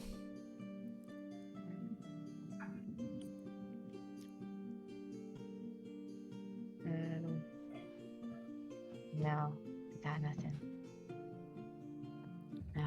Yeah, no, I'm just gonna try to put my all into it. All right, go ahead and roll a strength check. Oh no. That's a 4. Okay. Gets you back down once more. You're still holding on, but he's getting the advantage here. Go ahead and roll. You can do it, Whisper. Would it be cheating if I cast a He's spell? ugly. You can certainly try. I mean, I cast a spell for you guys. It's definitely cheating, but nothing's stopping it. Are you going to? Because if you don't, I will. I am too. Well, what'd you roll for Okay. Whisper? After he rolls, I'm going to use my subtle spell and use silvery barbs. Okay. So that essentially means he's rolling with disadvantage. Okay. You see his Whisper. You see his eyes kind of flash for a minute. And he brings up his other hand and rub his face for a moment before trying to refocus back into it. I'll add the disadvantage to that. Okay, what'd you roll? I didn't roll this one yet. Okay. Dirty 20. Okay, you push him down. You get him down to that halfway position. Clover, did you want to do anything in this next round? Not since she did, Okay. no. How long Silvery Barbs last? It's like a full few It's one turns. reaction, so I believe it's only... Oh, but that means I also get to give advantage to somebody else. Okay, so Silvery barb. So Whisper, you have advantage on this roll, and his roll is flat now. I'm also going to say, do you smell that? And Druid craft like a really stinky fart smell. Okay, so I'll say he's going to have a disadvantage from that, and you'll have advantage from the Silvery Yeah. Barbs. It's only going to be around him. Like, I'm not going to smell it. So. Pretty well. 17. Okay, not well enough. You get him down. His hand is just inches from the top of the table. And it's just holding on as best he can. Last round, hopefully, possibly. Go ahead, roll. Whisper, whisper, Come on, Whisper. whisper. 19. Oh my god. You rolled an 18. You push, slam the knuckles down against the table, and Grog, yeah, slams the gold down in front of you. Hear it for quiet. And he raises up your hand. You hear the crowd Tristan like, tries to hold back. a He mix goes of like quiet he does like and a whisper being chanted in the background. I flex. Oh, he flexes with you. Yeah. Okay. Anyone else want to step up? I'll do it. Okay. What's your name, Challenger? Glomrog. Gormrog. Easy to remember. Knew a Gormrog once. How much do you want to put down, Gormrog? Yeah, 5 gold. Keep Right. it simple. 5 gold. Any challenges for this champion here? Few more people, little less people seemingly willing to step up to you, Gormrog, as you were quite a bit bigger than Whisper, but eventually you hear a voice. Grog? Not really. Eventually you hear a voice pipe up. I'll challenge him. A voice you're familiar with. You see Danny step out of the crowd. Ah! Nice. Puts down his 5 gold. Puts his arm down on the table. Is he still covered in like scars and burns and shit? It's been quite a bit of time from there, so they're mostly healed, but you do see a bit of them, yeah. If he is in good enough condition, I'll agree to it. But if he's not, I'm not doing this. He seems like he's fine enough for it. And then in that case, I'll just Danny. Two hands slap together. As Grog's hand clasps over the pair of you. On your marks, get set, go! And he pulls his hand off. Go ahead and roll a strength check for me. Sorry, Danny. I'm gonna cheer for Gormrog. You see a small smirk crake onto the side of his face, but he's trying to keep his attention on Gormrog. 18 total. Okay, he rolled a dirty 20. So, pushes you down and just kind of smiles at you. Go ahead and roll another. 13. Okay, you push him back up, just barely getting him back to that center position. In Orc, I'm gonna say "Do not gronol, Danny," and like as I come back to center, for anybody who can hear, it's gonna translate to, "You've gotten stronger, Danny." He just chuckles. Go ahead and roll. 18. Okay, you push him back down into that halfway position. Oh, Gormrog. 19. Okay, you get him down. He kind of looks at you, just barely holding on. Oh, I'm not ready yet. Gormrog. Gormrog, Danny. Gormrog, Danny. Gormrog, Danny. Looking at Clover, just I heard the Danny and I rolled a 6. Okay. Oh, Slams you back up. Just holding on as best he can. Sorry. Oh, that's a natural 1. That's a dirty 20. Think of pull. No, You before he, slam his hand before he against goes the to that table. pull down, I'm gonna scream for Marie Lynn. Hearing that, you slam his hand against the table, and you hear his knuckles kind of crack under the pressure, and he goes, it was a good bout. And he holds out his other hand to give you a little knuckle bump. I'll do it and just. All right, Danny. That's what is that? 6-2 now. All right. Grog kind of slams the gold down in front of you. Our next champion, Gormrog. Hey, woo!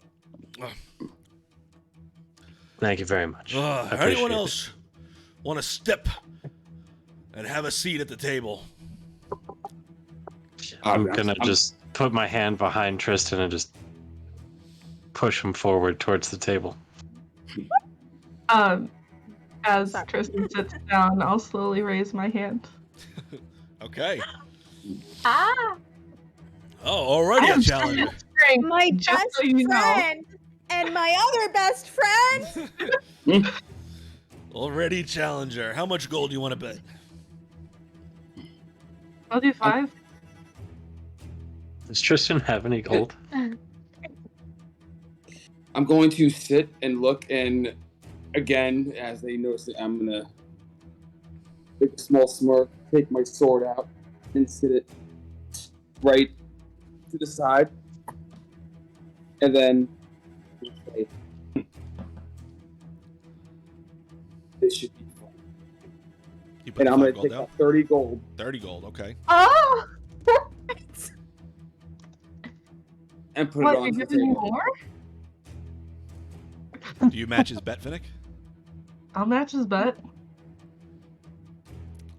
Okay, so as you both pull out 30 gold and lay it on the table, Grog picks up both bags, shakes them,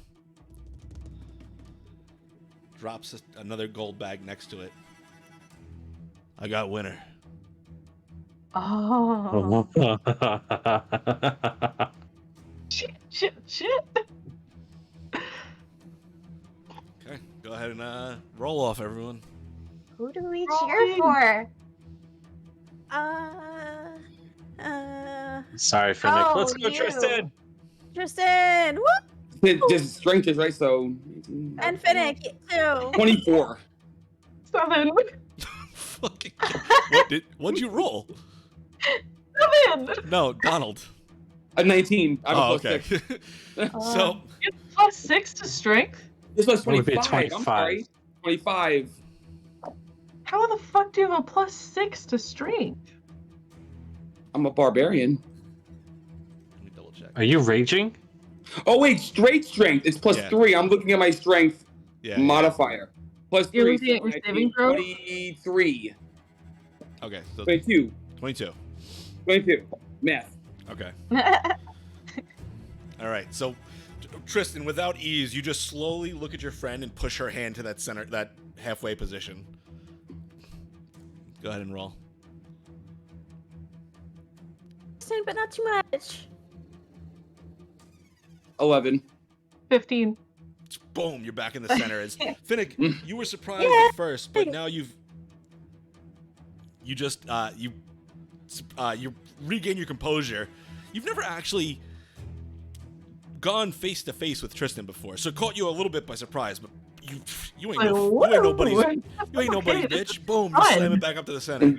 Tristan's coyish and like friendly face kind of gets a little, like little not nervous, but more like okay. Okay, go ahead and roll, everyone. You start to see Finnick's eyes flicker with just like little golden electricity. Go, Tristan and Finnick. I kind of want to try to intimidate him. Okay, go ahead and roll an intimidation check. Okay. 21 on intimidation. Tristan, go ahead and roll a what is it? A charisma saving throw? Dom, you know off the top of your head? What? Charisma or wisdom? Yeah. Wisdom? Women's saving throw? Wisdom saving throw. Where are my saving throws? I haven't looked. Okay. It's a contested intimidation check versus their DC and their I rolled a 9. AC and their BC. So you don't know. All right. Yeah, I rolled a 9 I did. plus whatever 9 would be with that. All right. So I'm gonna say, Tristan, Finnick is actually a little scary in this moment. You guys have never faced Very off before. hot. You have no idea what she's possibly capable of. So go ahead and roll your at disadvantage on your next strength check. Uh-oh. That's only a 12 on strength. 13 and 15, 16, 17. Okay, so even being intimidated, you still know your strength, and you push her back down into that halfway position. Go ahead and anything you guys want to do? No, I'm making straight eye contact with Tristan. And as I that it's going back and forth, I give her a little smirk of okay. There we go. And I'm going to let my eyes flash in a reptilian eyes to back, and then go for it. You're gonna rage? No. I just did a quick flash. So you're trying to intimidate, or what? No. Just it was a smirk with a little Gotcha. All right, glimmer of roll off. admiration. All right. 11, 12, 13, 14. 14. 19. Okay. Back in the center. You guys are going back and forth at this point. Go ahead and roll, guys.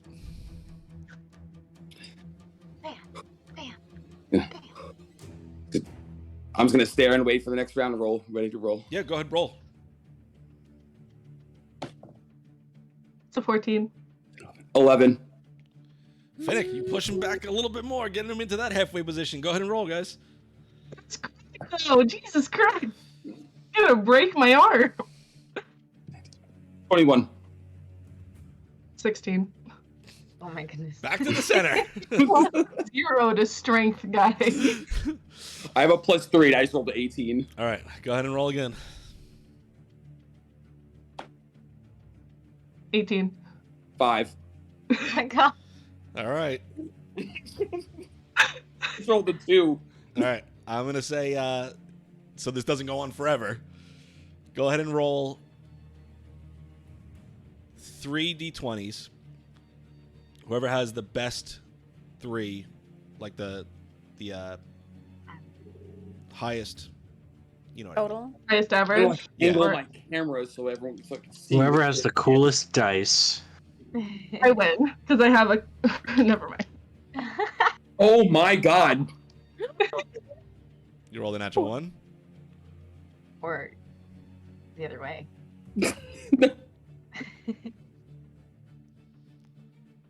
Ugh. So how does it work? The best. Just add them all together. Add them all Yeah, together. okay, so 9, 10, 11, 12, 13, 14. I rolled a 2, a 3, and a 9. I rolled a 4, a 13, and a 17. Finnick, the battle back and forth. You look at your friends and you going, just locking eyes, and you each trying to intimidate one another with your various little electricity bolts and fangs popping out and scales. But Finnick, you look at Tristan for a moment. What do you want to do in this last moment? How do you want to finish this? How do I want to do this? Okay. It's that thing where it's like I pretend to give a little, so he pushes back, and then in that moment of, oh, I totally got this, I just immediately retaliate. Just slamming. Slam Tristan's knuckles against the table. Grog instantly stands up. Yeah! A hard-fought battle between 2 champions. And Tristan kind of puts his hand on you and begins to push you away before seating across from Finnick. As I walk away, and as I'm walking away from that, I give her a little smirk, and I also flick a gold coin at her. You just lost 30 gold. Yeah, you just lost 30 gold. She already got your gold. I know. All right. Just one more for the hell of it. Do you clasp his hand, Finnick, or do you walk away? This is not a battle I'm going to win. But I might as well put on a fucking show. Clasps your hand. And I will say that out loud. You say that out loud? This is not a battle I'm gonna win, but fuck it, I'll put on a show. Slams your hand together, and your hand is tiny in this massive gauntlet he wears. And Can I make an offer? Sure. I'll add an extra 30 gold if you take off the gauntlets. Sits back. Slams it down on the ground next to him. Clasps your hand once more. He went down from a +8 to a +4. So. Not that that's gonna fucking help, but okay. Ready? Might. Set. Go.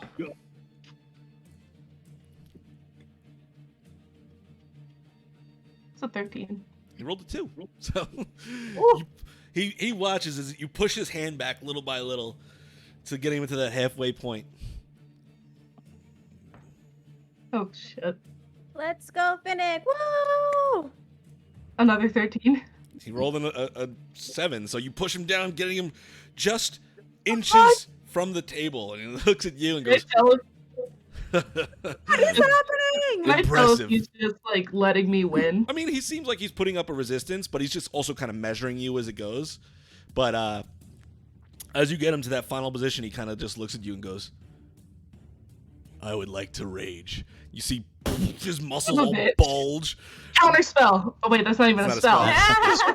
Fuck. If you get some rage, I'm gonna use subtle spell, silvery barbs, so that it's a straight roll. Okay. Counter rage. I get advantage to myself. Okay. Oh my god. Oh wait, did you roll? Yeah. So we roll low. Or I give advantage to All myself. the barbarians. It's only a 15. How do you want to do this? I rolled a natural 1. You took away my advantage and fucked me. Wow. Oh god. Okay. my thing is, like, I feel like he's genuinely, like, you know, like, letting me win. But just this final blow, I impact his hand into the table, and you see sparks fly out of my eyes and right off the table from where my hand is. You slam his hand against the table, and just this impact cracks almost against the table, and you see his veins bulging and the rage written across his face, and he looks at you and goes, pushes the, what is that, 60, 120, and you said you added another 30 to take off the gauntlets? Yeah. So another 60, so that's 180 gold he pushes towards you. Ooh. Well, I said I was gonna put on a show. And you did. Slaps him back. I'll just sort of like grip his hand and do like that bro thing. Goes. Yay! That should not have gone that way. That was some shitty rolls I had. But he picks up that the was ball, incredible. putting it back onto his hand. What is the plan, everyone? What do you guys want to do from here? All right, so as she wins and when she stands up, I'm gonna walk up to her and kind of get close to her ear, or whisper where no one else can hear me, and I'm gonna go, "That was quite impressive. The rematch between us, if you will." I'm sorry. What did you say? So I'm gonna come close to your ear and I'm gonna do whispering like that was quite a spectacle. There will be a rematch one day in the future. Bring it on. And I'm gonna give her one. I'm gonna go in for one of those bro clasps. Hell yeah. And then bring like impressive, and then walk away. As I go to stand up, I am physically shaking, as I am currently in this moment in time. Okay. I want fair food. Food. Okay, so as you all kind of gather up your winnings and go out to enjoy the rest of the fair, what kind of thing you guys want to discuss in particular, or just enjoy the food and... Whatever we're doing, as we're doing it, I want to keep an eye out for Aster and or Lyndon. Okay. I was going to. I want to make sure see if the person who I got into his face, if he's around anywhere. Belland. Yes. Oh, okay. Oh. You guys saw Belland go into the manor, so you know pretty much where he is supposed to be. Okay. They were going to get the meeting started that you're going to have to go to eventually. And are we still in kind of like the stage area, or? You're within the few blocks around that area, yeah. Okay, never mind, too far. Cool. I want food. Yeah, let's go get it.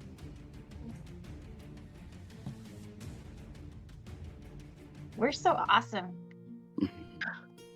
I can't believe out of all of the strongest people on this team, Grog fought Finnick.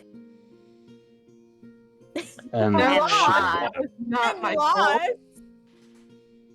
And Tristan's kind of looking up at the birds like... You did good too, Tristan. Tristan, that was one hell of a fight. What are you looking for, Tristan? My pride. No.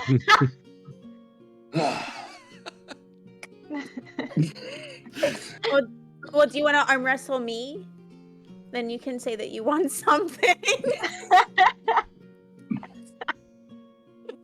As I explained to her, there'll be a time we'll be back home. A table will be set up. Gold be put down. And I'm gonna beat you all. I'm gonna beat you all. Huh?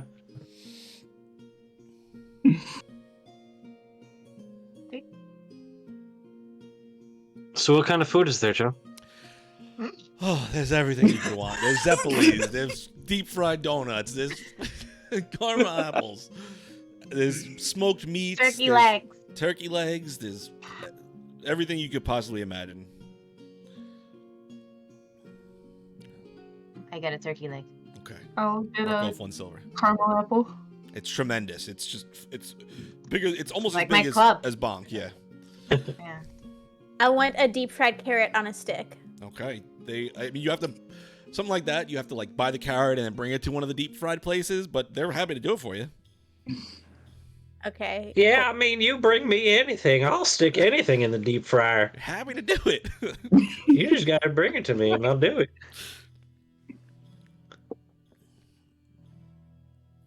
All right. You want a deep fried tomato? Bring me a tomato. Yes, I do. That sounds delicious.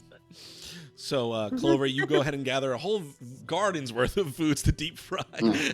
Tempura. I'm gonna also get a turkey leg, and I'm gonna be online with her to get one. And as we're waiting before we get them, I'm going to just easily look over at her and go.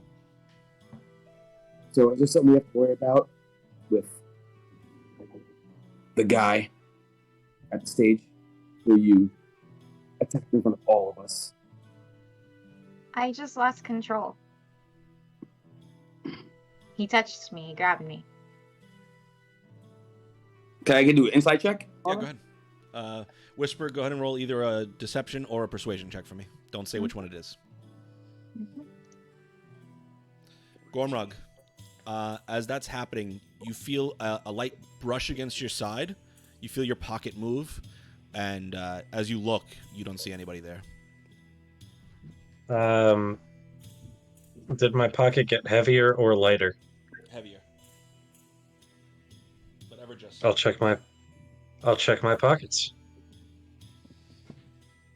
As you reach into your pocket, you find a letter that wasn't there previously.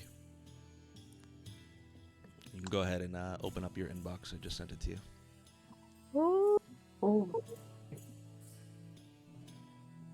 I got a 12. Okay. Tristan, what'd you roll? 19. Okay. Whisper, go ahead and text Tristan what he may or may not glean from that perception insight check. Okay. I will do that. It'll take me a second.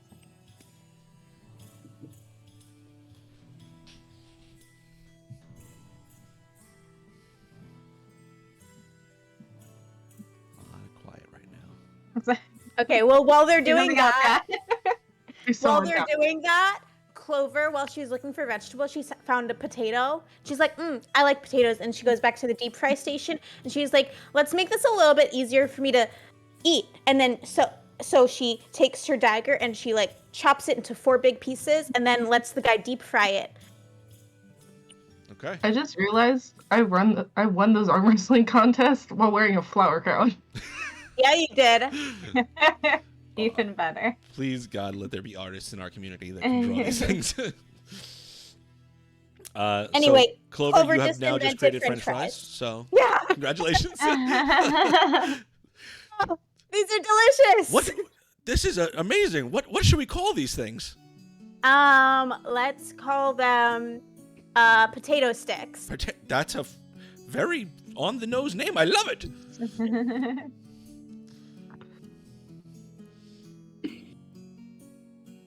Cool. Okay. Good? Yeah. Okay. Do I see Citron around anywhere? Citron. Or would he be inside the manor? Okay. Like the guy from the Platinum Dragon. A lot of people running around right now. No, you saw him. You actually didn't see him, but last you saw him, he was on the stage, and you would assume he'd make his way towards the Platinum Dragon, towards the Lord Mayor's residence, with the rest of the dignitaries. Important people. Because I do need to talk to him. Okay.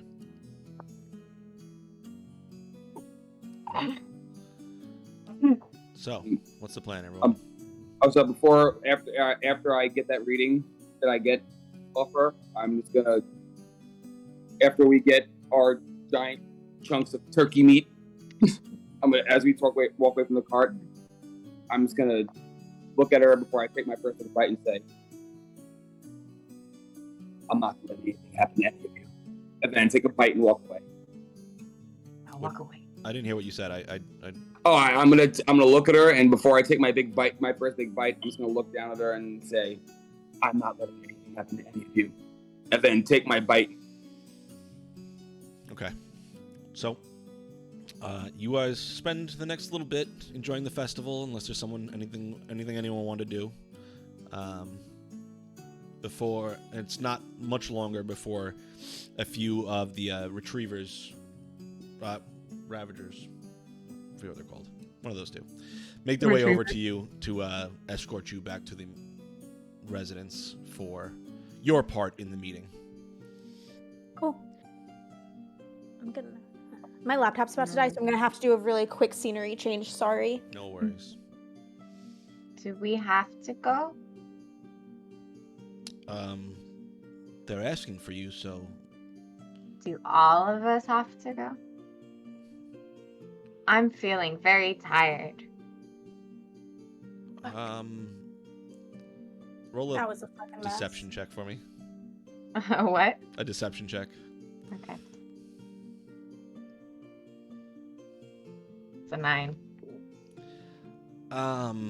We were told to bring you all, so I'm gonna have to insist that you all come and at least give your combined version of events for us.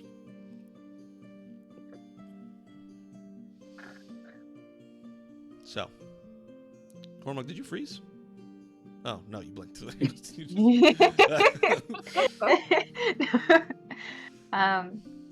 Are we walking there? Yeah. They're leading you. Can I try to sneak away? Sure, go ahead and roll a stealth check for me. I'm going to say it's a disadvantage because they are literally watching you, like one in front, one in back. So it's a disadvantage, but... Yeah, that's going to be a 7. Miss Whisper, I don't think the meeting will be long. I'm really going to have to insist that we at least see what the Lord Mayor has to say if there's anything that they need to pass to you. This guy is one of Callus's group. Yeah. If she goes, you protect her. There will be no violence in front of the Lord Mayor, of course. Several dignitaries there. If any violence erupts, it will be catastrophic, to say the least.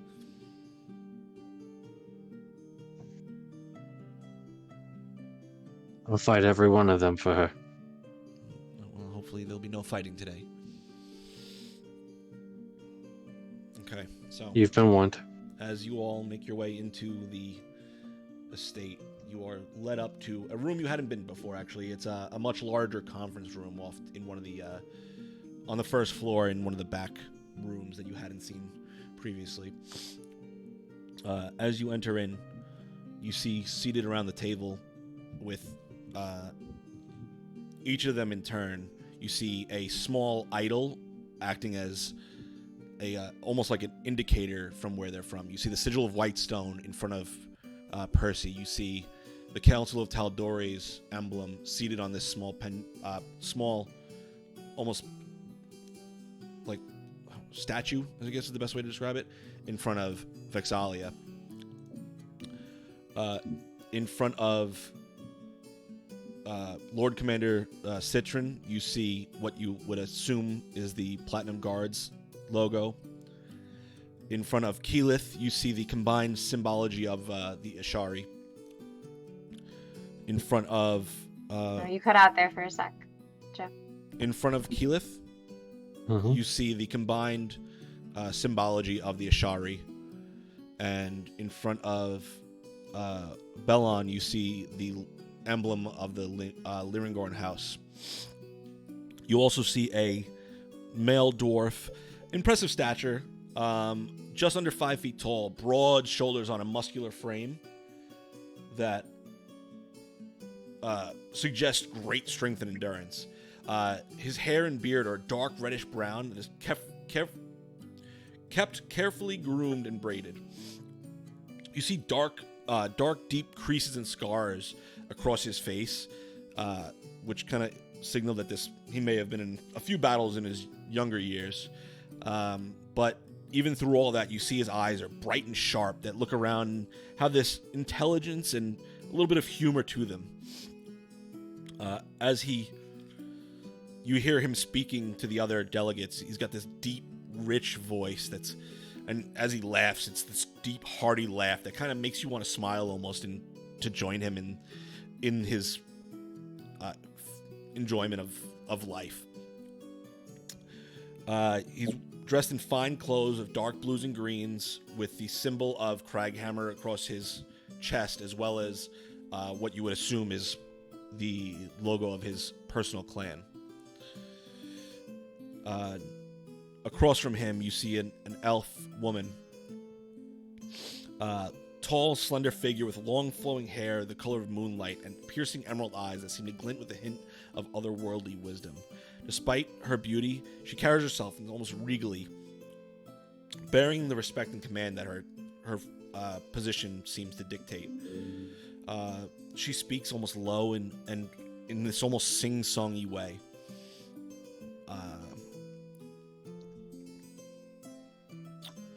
She's wearing shimmering green and gold robes with intricate embroidery and delicate jewelry that seem to be fairly expensive, which you get is intentional based on why she's in this location, acting in this way.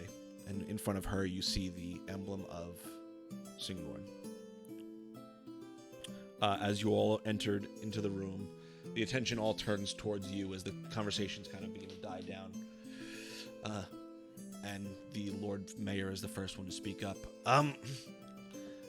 Fists, it's a pleasure to have you all with us once more. I would love for you all to give us a general breakdown of your investigation, the evidence you found, and anything that may be relevant to helping us to prevent intrusions of the Myriad in the future.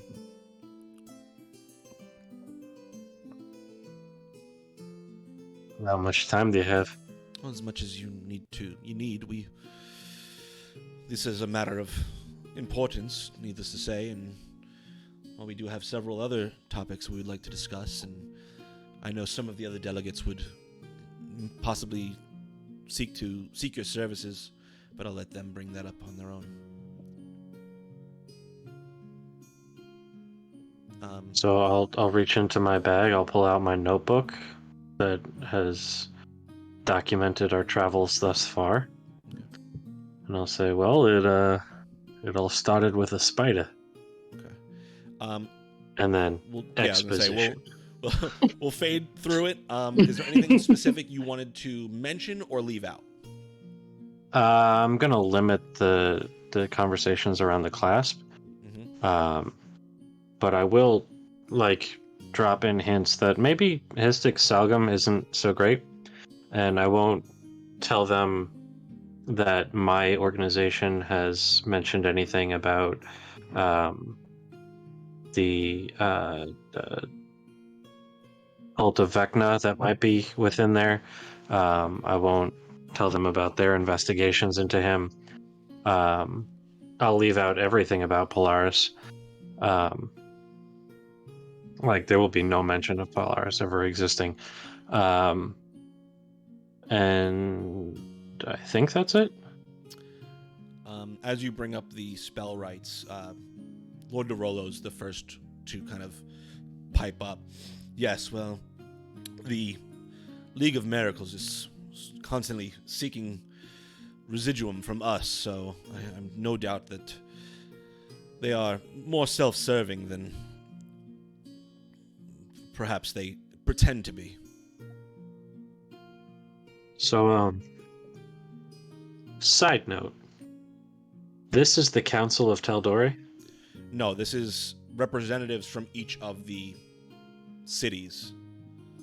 Fexalia representing one member of the Council of Tal'Dorei. Okay. Never mind.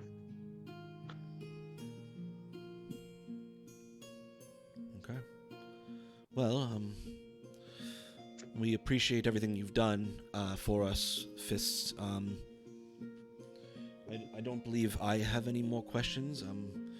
The information, we will certainly have to come up with a strategy. This Liga lumber seems to be a issue that may be needed to be taken care of.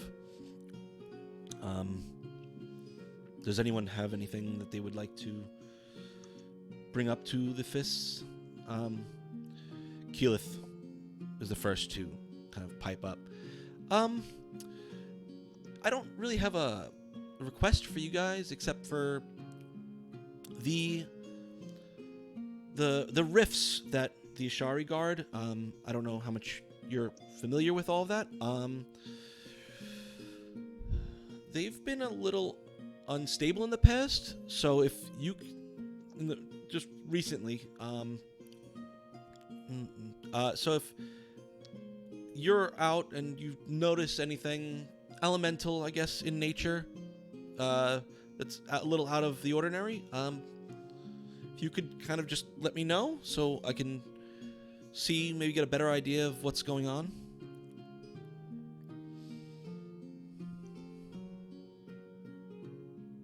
Okay.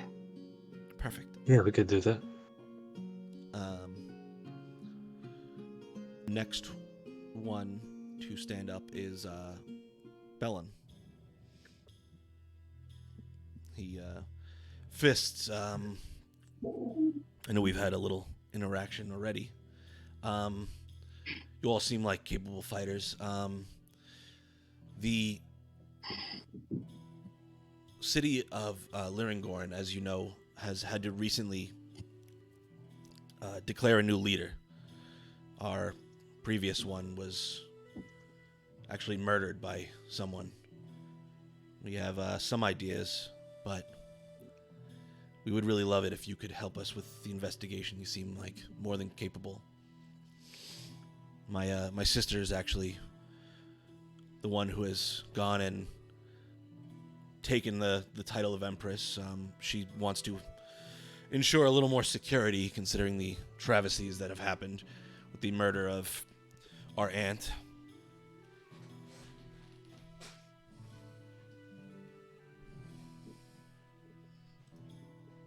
As he What exactly does he want us to do? I would love for you to come and conduct an investigation to help us with finding out the murderer of our aunt. Insight check. Go ahead and roll an insight check. No, I'm just staring him down as he's talking. It was Agatha all along. That's a 10. I mean, he's not exactly someone you've had a lot of interaction with, so he's a little harder to read. Okay.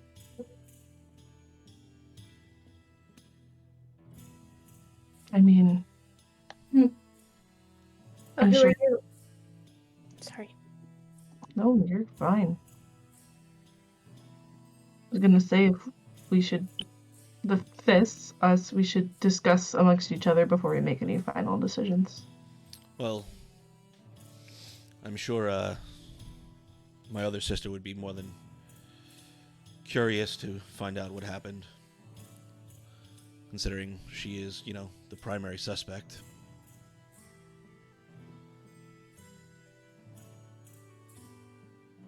Your sister is the primary suspect of killing your aunt? Correct. It's a lot Insight of check. drama. Go ahead and roll an insight check for me.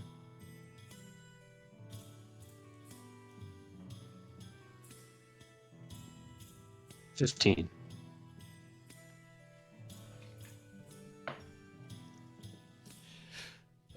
I mean, he seems to feel pretty confident in what he's saying. You're not getting a ton of deception from him, though he is not exactly like the most outwardly emotional person in this moment.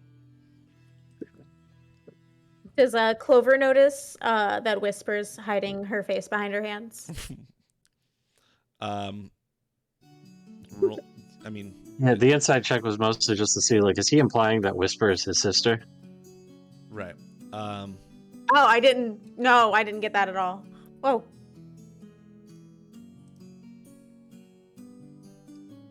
So, as the awkward silence kind of hangs there for a moment, Libiel.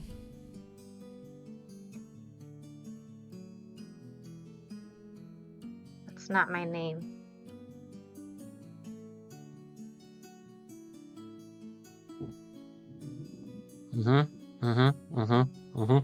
Yeah, we'll consider it. Any other requests? Nope. And I have not stopped staring at him since. He's not even looking at you, Tristan. He's just eyes on Whisper. I will step in between. I'll step in front of Whisper. Clover's gonna prestidigitate to make a wet spot on the front of Belen's pants. We're gonna look directly at the guy who insisted that Whisper be present for this, and I'm just gonna intimidatingly look at him. And just kind of give him a look that says,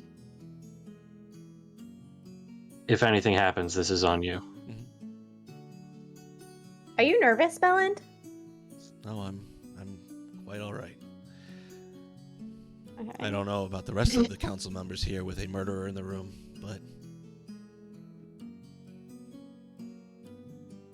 I mean, that's a strong accusation, and I don't appreciate it. Listen, we've all killed people. Every one of us here. Well, something different when it's from family.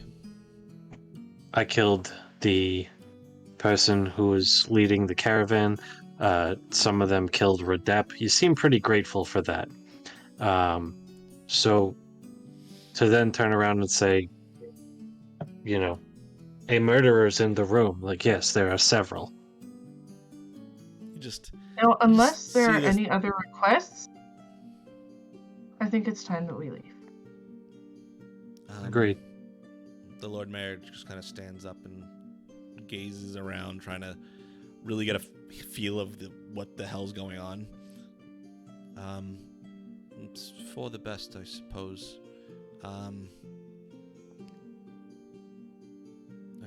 I'll be in touch, Fist. Thank you. You know where to find us. I'll be in touch too, Libiel. Keep your hands to yourself. And I'm gonna wait for the rest of them to leave before I leave. I say I'm not breaking, even though he's not looking at him, I'm not even breaking any kind of eye contact until he turns around and he can't see me looking at him at all. His peripheral vision works. Okay. Is Citron in the room? Yeah. I'm gonna use my telepathic speech to say, you and I need to talk.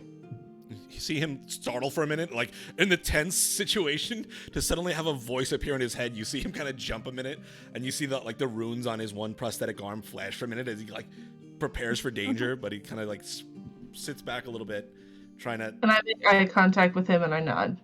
He looks as he scans around the room. He locks eyes with you and goes, "Where should I meet you?"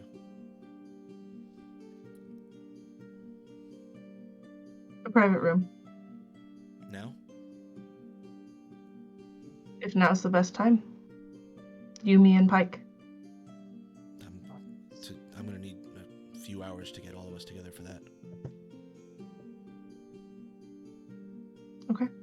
Just tell me a meeting place and I'll arrange it.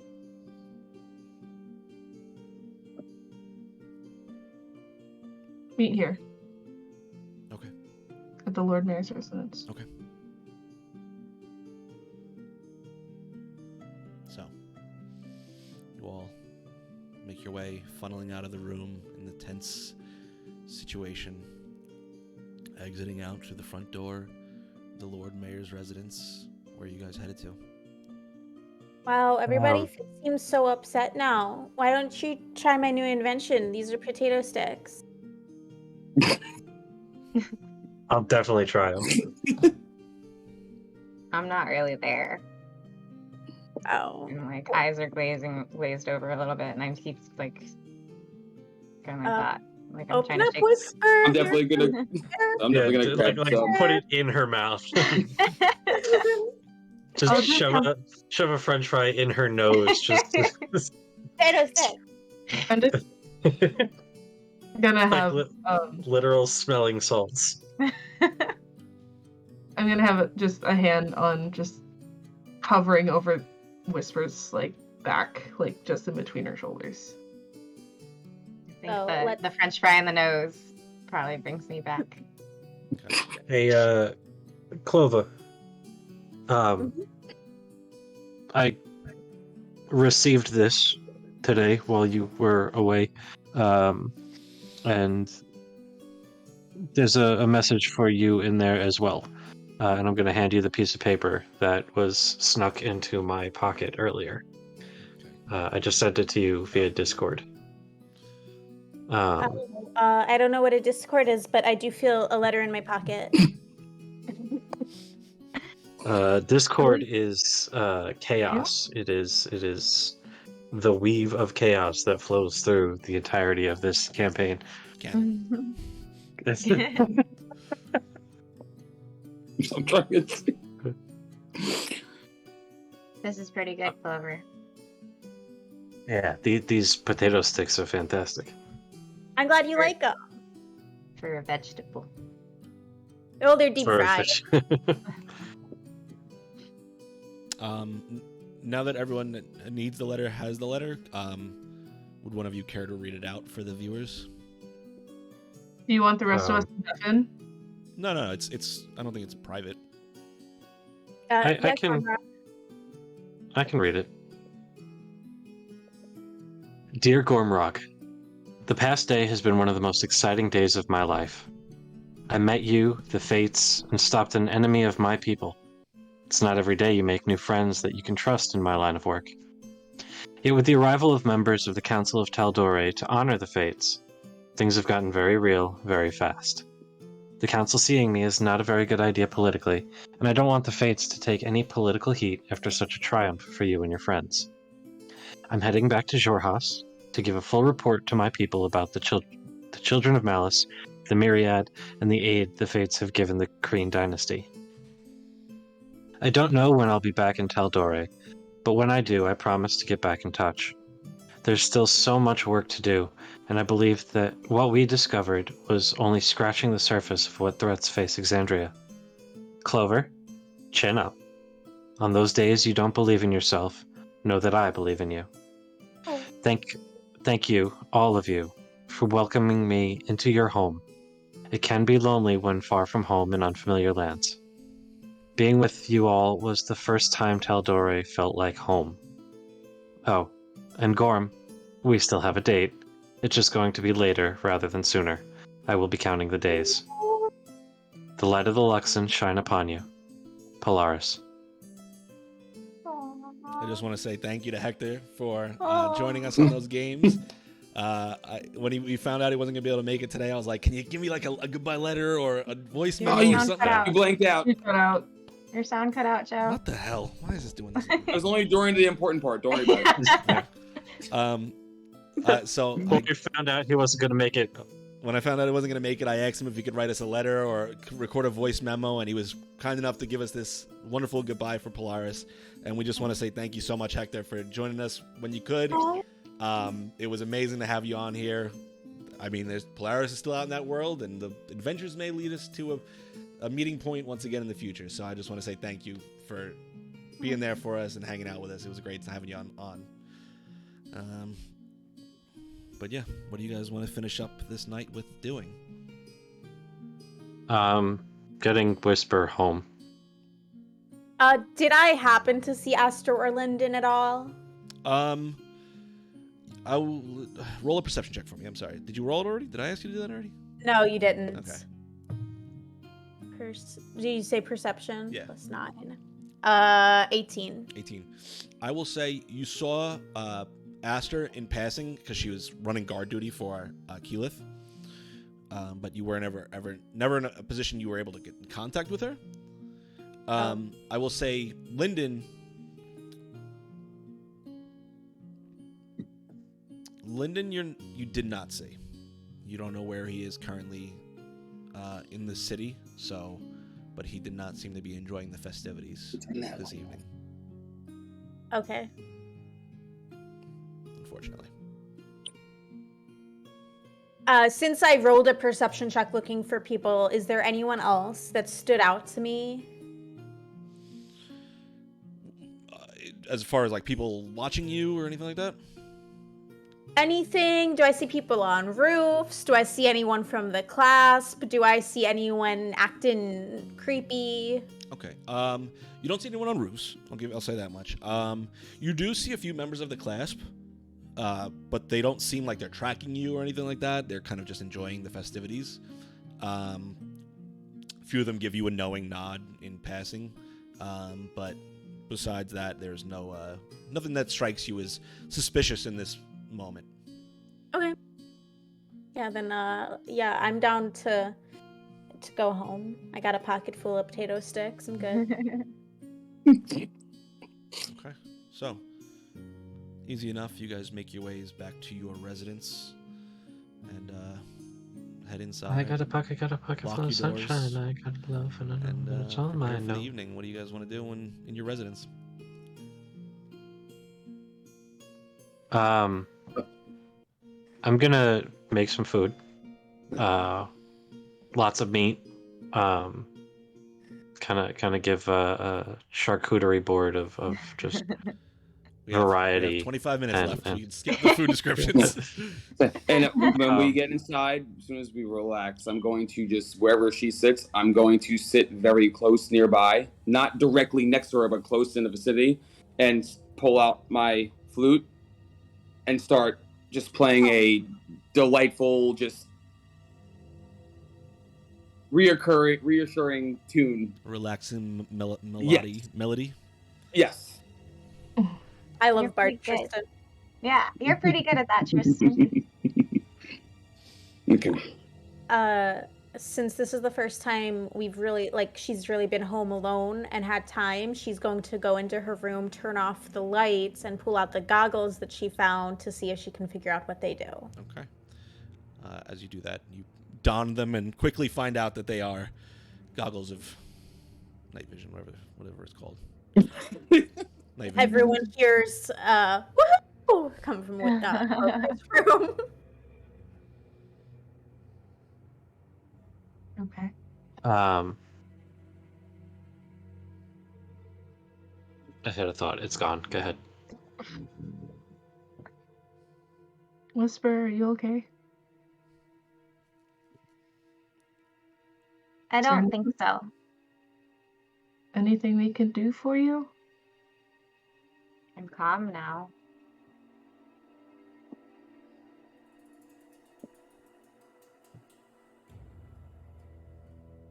Well, if you think of anything more, we're all here for you.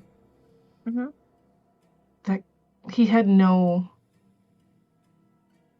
reason to act out like that in front of that many important members of Exandria. I didn't kill my aunt. And I stopped playing. I don't believe that you did. Clover pokes her head out.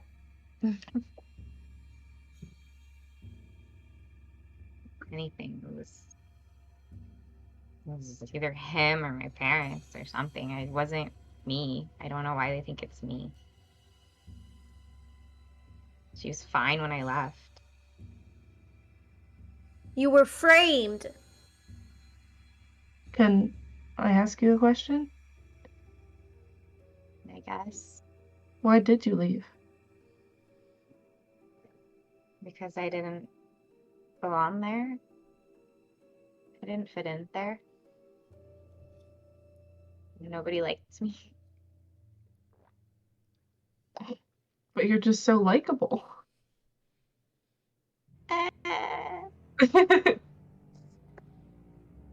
98% of the time. Nobody likes me where I'm from either.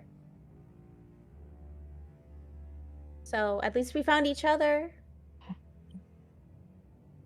I guess I'm in the same boat.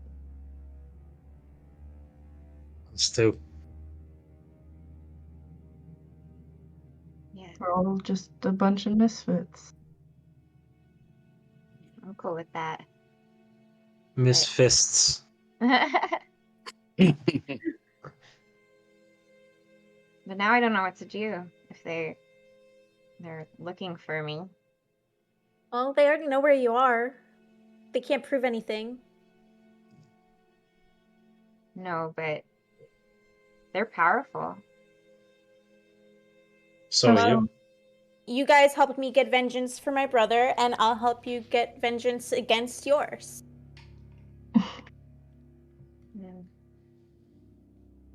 I don't know if that's a fight we would win. Is it a fight you want to have? Even if you could win? No. I think I'm too scared. That's not what I meant. Well, we'll find out who really did it, and we'll clear your name. I don't want anything to do with it. Oh, it's okay. It's Then all bad. I think either. I mean, I don't know what happened to my other brother, but like, I don't understand why my sister is now the leader, and I always thought, I don't know. I think there's too many of them, and they're very powerful. Any family members? And I think they killed my aunt. What was she like? She was fine. She wasn't like mean to me or anything, but she was always busy. Leading, you know.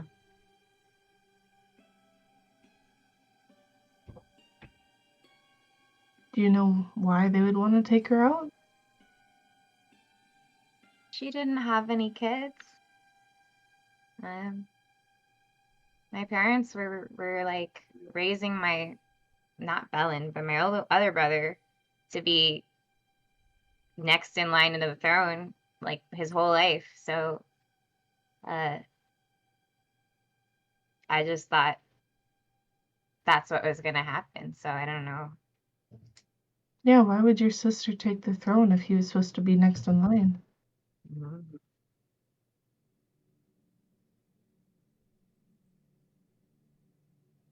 I'm sorry.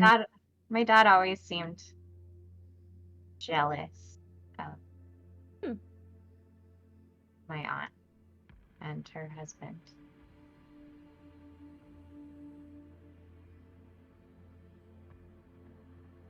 I tried to stay out of it.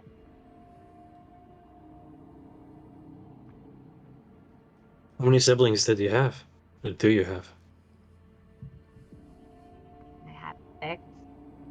6? Others. So there's 7? Yeah. 7 of you total? Yeah. Wow. That's quite a large family. It's easy to go unseen. I'll admit I was an only child. I also have 6 siblings, but unfortunately I didn't want to, but I stole quite a bit of attention from them. But that's a different story for another day. But I understand all the intricacies of a large family.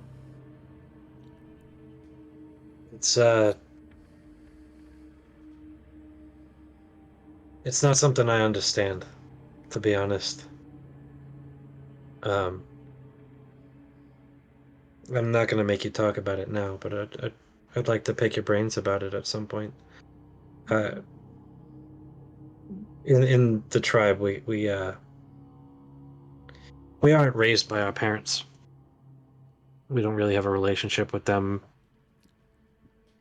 that's more than anybody else.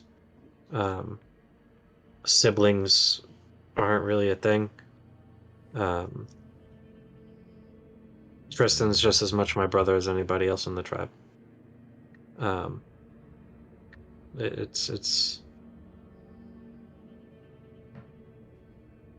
your traditional structures of parents and siblings and hierarchies therein.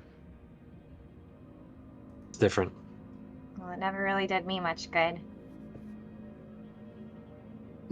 Family doesn't do anybody much good. Unless it's a real family.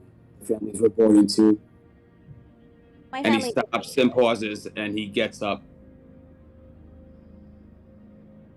puts his loot away, kind of like harshly. I'm gonna put my hand on his head and snap it back to Whisper.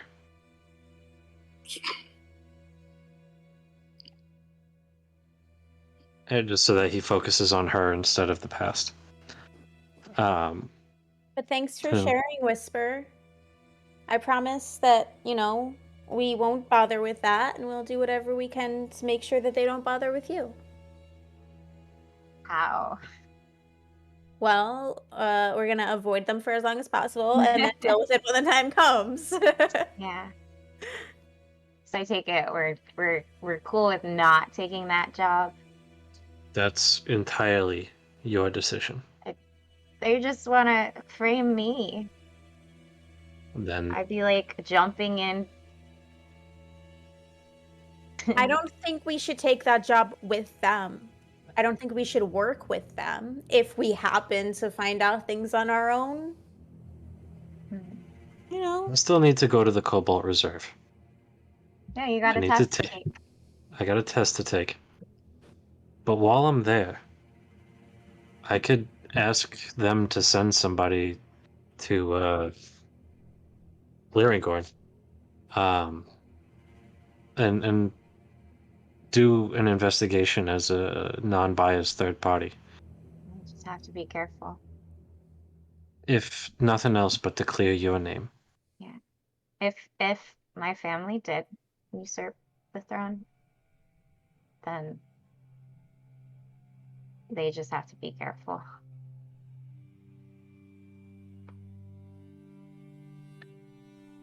Oh. We'll steer clear of it ourselves, though. Thanks. Do you think we're safe here? I think I'm safe here. Yes. Even though Bellen's here? Fuck Bellen. The world is not a safe place. But you are safer here than you are there. If you want, you can sleep on the top bunk tonight. I think I'll take you up on that. Okay. That's super cute, guys. Okay, so unless anyone has anything else they'd like to discuss. Not discuss. When he snaps my head back, I'm just gonna kind of let it happen, then turn and just, for the first time in a couple of days, just walk away and go to my room. Okay. Clover, what do you want to do? I'll wait for everyone to be around, so we'll wait until the morning. I mean, you could say what you got to say before he leaves. Before bed, I just, while we're all still talking, Clover's gonna be like, during our ceremony, did you guys notice this, really weird bird? You saw it too?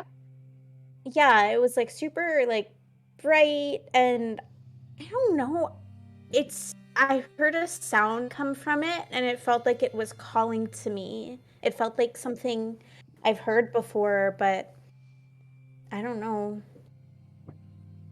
He got the feather from my hair. He's like, I've seen that bird before. Did you hear it too? Mm-hmm. Oh, did everyone hear it? That makes me feel so much better. I've stopped walking. I'm like halfway up where I'm going, and I've just stopped, and I'm kind of just not. I'm staring forward, but I'm just listening. As soon as she said the bird, I stopped. Not acknowledging. I saw it briefly. It was a weird bird, but didn't think anything of it. I don't remember a bird. Oh, well, it was just something that made me, I don't know, it kind of made my brain feel all fuzzy, like deja vu. Some magic bird. So I just wanted to see if anybody else saw it too. I saw it. Then go. Thanks, Tristan. So mysterious. Well, I'm gonna go to bed. I'm gonna put half of my remaining potato sticks on the top bunk, and then I'm just gonna pull the covers over myself and start eating myself to sleep. Gormrod and Whisper, what are you doing? I'm gonna go to bed. You're gonna go to bed? It's been a stressful day. Yes. Okay. Gormrod? Oh. Yeah. I'm gonna clean up. I'm gonna just, do the dishes and clear the table and sweep the floors and start scrubbing the walls and start scrubbing the chairs and start scrubbing the table and start scrubbing the walls and start scrubbing the chairs and start scrubbing the tables. And I am going to be doing that all night.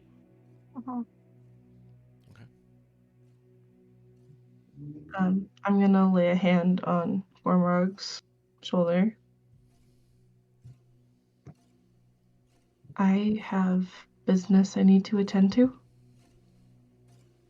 I will be back later tonight. Please try and get some rest. At that point, it won't be very long into cleaning, so I'm just gonna be like, yeah, I'm just gonna clean up a bit. Insight. I'm gonna say I don't think he would even know if it's a lie himself. Yeah. So it's not a lie. He's genuinely just, I'm just gonna clean up a bit. That's his intention. Okay. And then I leave the house. Okay. Just so we can get this in before it gets too late. You make your way over to the manor. Pike and Citron meet up with you in a room that he's kind of sequestered off. Just the three of you. Okay. What's this all about? Should we have everyone deafen? We can certainly do that, sure.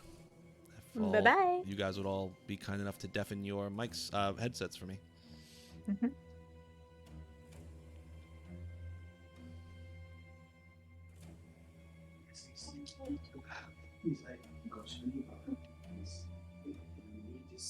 So, Finnick, what's Hold on.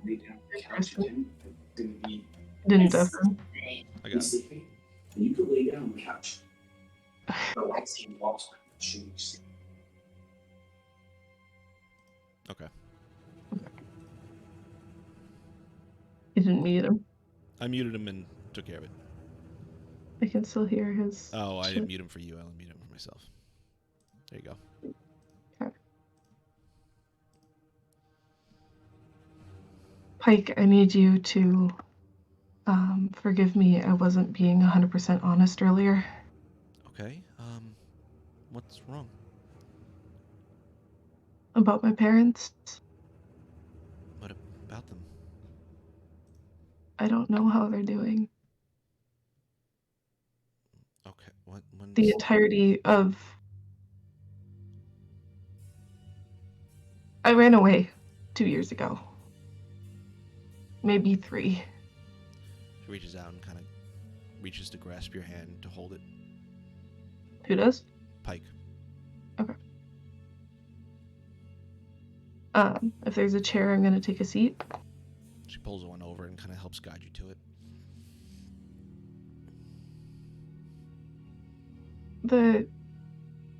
I know the reputation of the Dawn Riders. But their reputation is a lie. In what way? The things they've done the people that they've hurt, they've killed. They all preach it's for some greater purpose, for the greater good. And, like, her chest is tightening up and just taking a deep breath. They didn't care who they killed. They wiped out entire towns. They keep saying relieve the suffering of the innocent. But the only way they could relieve it was to kill them.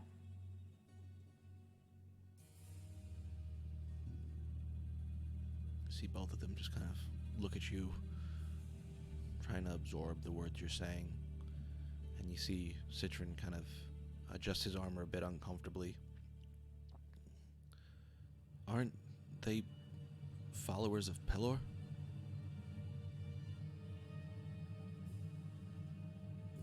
At this point, I don't even know.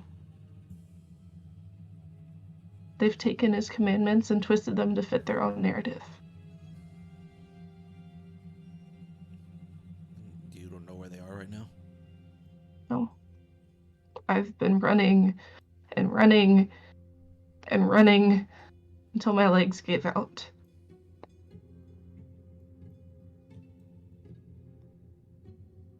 I don't even have my wings anymore. What do you mean? I take a deep breath in. I stand up. And I unfurl them. Can you go ahead and describe what they look like currently? Charred and smoking remains of what used to be a large pair of wings. About 8 feet across, and there's still hints of embers glowing. You see Pike's face visibly sadden at this revelation. She kind of reaches out and wraps her arms around you. I'm sorry, sweetie. We'll figure this all out. You tell me whatever you need. They need to be stopped. I haven't been keeping tabs on them. I don't know if they're following me. I don't know if they even know that I'm still alive. They need to be stopped, brought to justice, something.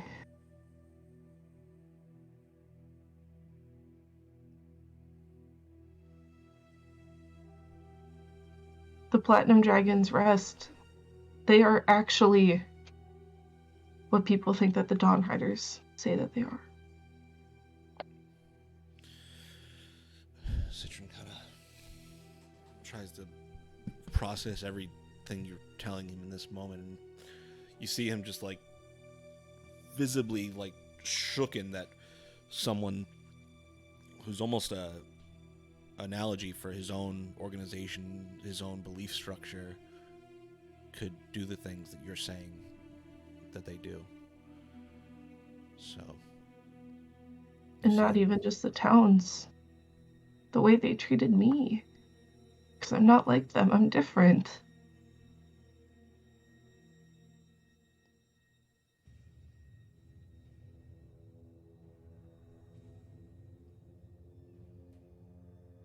I didn't know who else to go to. Well, I'm glad you're not running anymore and you're willing to take a stand, it seems like.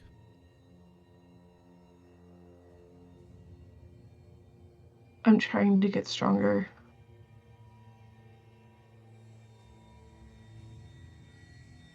If someone's gonna take him down,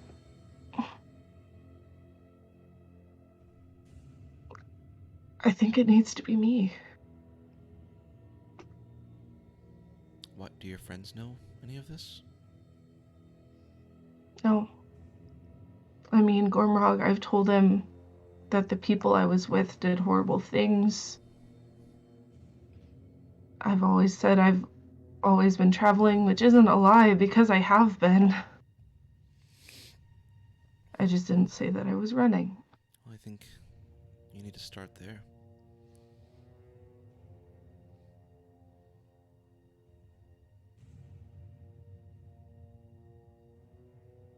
I'm scared.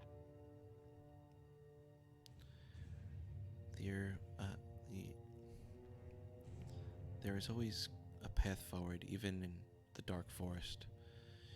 You just have to find your light and find the path.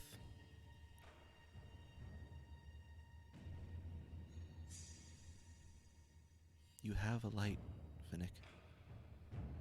It may seem dull right now. She kind of motions up to your wings, but there is a powerful light inside of you. You just need to find it again. And that I'm working towards. She pulls you in and to embrace you. The bunch that I'm with, they're a good bunch. I think they can help me find that light. You should let them help you.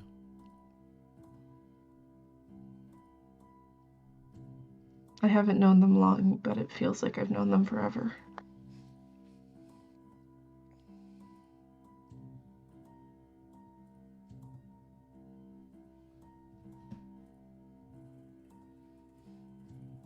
I'll get to it soon.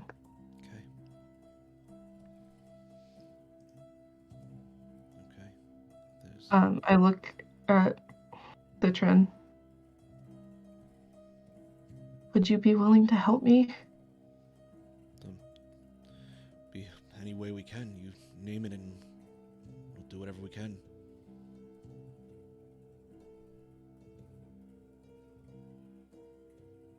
Or to find the right phrasing. I want to become what they wish to be. Bringers of justice. Okay. But I'm gonna do it the right way. You tell me what I can do to help and it's yours. Teach me. I can do that. The way of the Platinum Dragon. I can do that.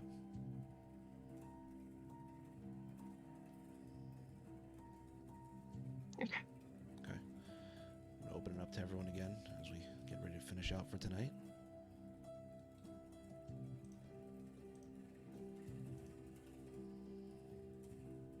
Hello. Okay. Everyone back? Yes. Mm-hmm. No. Okay. Before we finish up for the night, can Clover, Gormrug, and Whisper roll perception checks at disadvantage? Okay.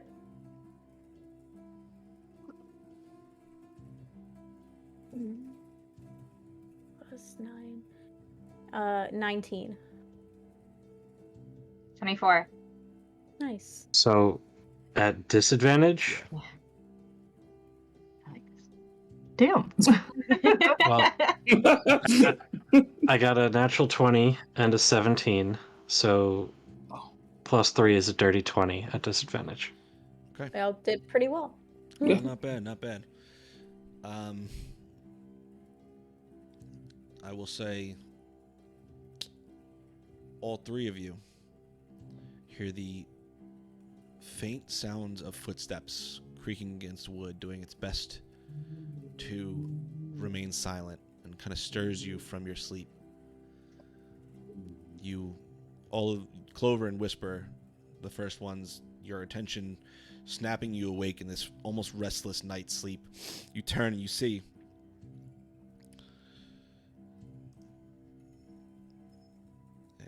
I'll still be cleaning. you turn and you see where is my fucking notes? I need to get better at this. Beer butt? Here we go. You see a young human girl, worn gray pants, brown leather corset over a white blouse, long tan duster, wearing a white, worn, wide-brimmed hat, the right side of it dipping down, the left side angled up. You see her standing now in the room with you, Whisper, and you, Clover. you hear the sound of something cock back. You see this several tubed metal device in her hand, pointed towards you, Whisper. Can I just tackle her? I think you should come with me, sweetheart. And that's what we're going to call it for tonight. No, I tackled her! I'm not even back in the house. No, I don't have work tomorrow. We can play late.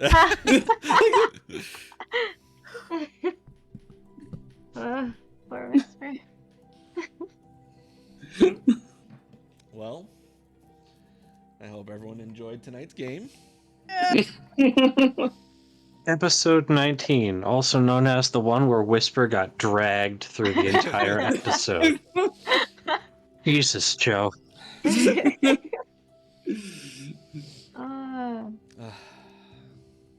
I so, got and we're right going in. to make you think about that for the next 2 weeks or a week, depending on I got rubber ducks in my dice. Yay. Yeah, look at that. I That's got actually little dragon fruit in mine.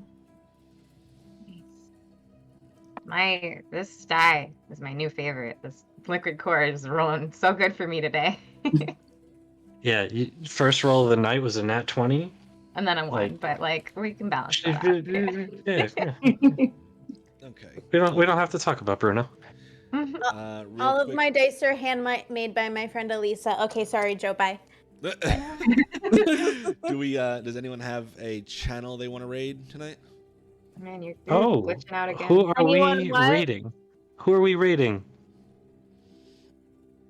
Anyone got someone they want to raid? There's Quincy is on. Blackwater D&D is on. Blackwater's on. Anyone watching us is about to go live, we can raid you. Sir. Let's see. Yeah, either of those two sound good to me. Better with dragons, as Jeremy suggests. Yeah, sure. Better with dragons. All one word. I agree. It is better with dragons. Usually. Okay, so while that's getting set up, I want to thank you all for watching tonight. I hope you guys enjoyed this up and down session. It was pretty tense in some ports there. I want to thank Hector again for the amazing contribution he gave us to our wonderful story. I hope you come back soon. Yes, hopefully we have Our him back first soon. guest. We don't know what we're doing next week yet. We have to figure out exactly what the battle plan is, but we'll post it up on the social medias as soon as we lock it down. But there will be Something's going to happen here next week, Monday, 9 p.m. Eastern, whatever other time zones are, because those don't make sense to me. But something's going to happen here at our usual time and place, and you should tune in regardless of what it is, because you love us and we love you. So there. And check out part 2 of Mage Against the Machine that drops today on our YouTube channel. Yes, check that out. Check out all the things. It's all amazing. Amazing people on this channel doing amazing things. We love you guys. And we're going to raid out for Better with Dragons as they play their D&D game. We hope you guys will go hang out with them. Let them know where you're coming from. We love you guys. Good night. Bye.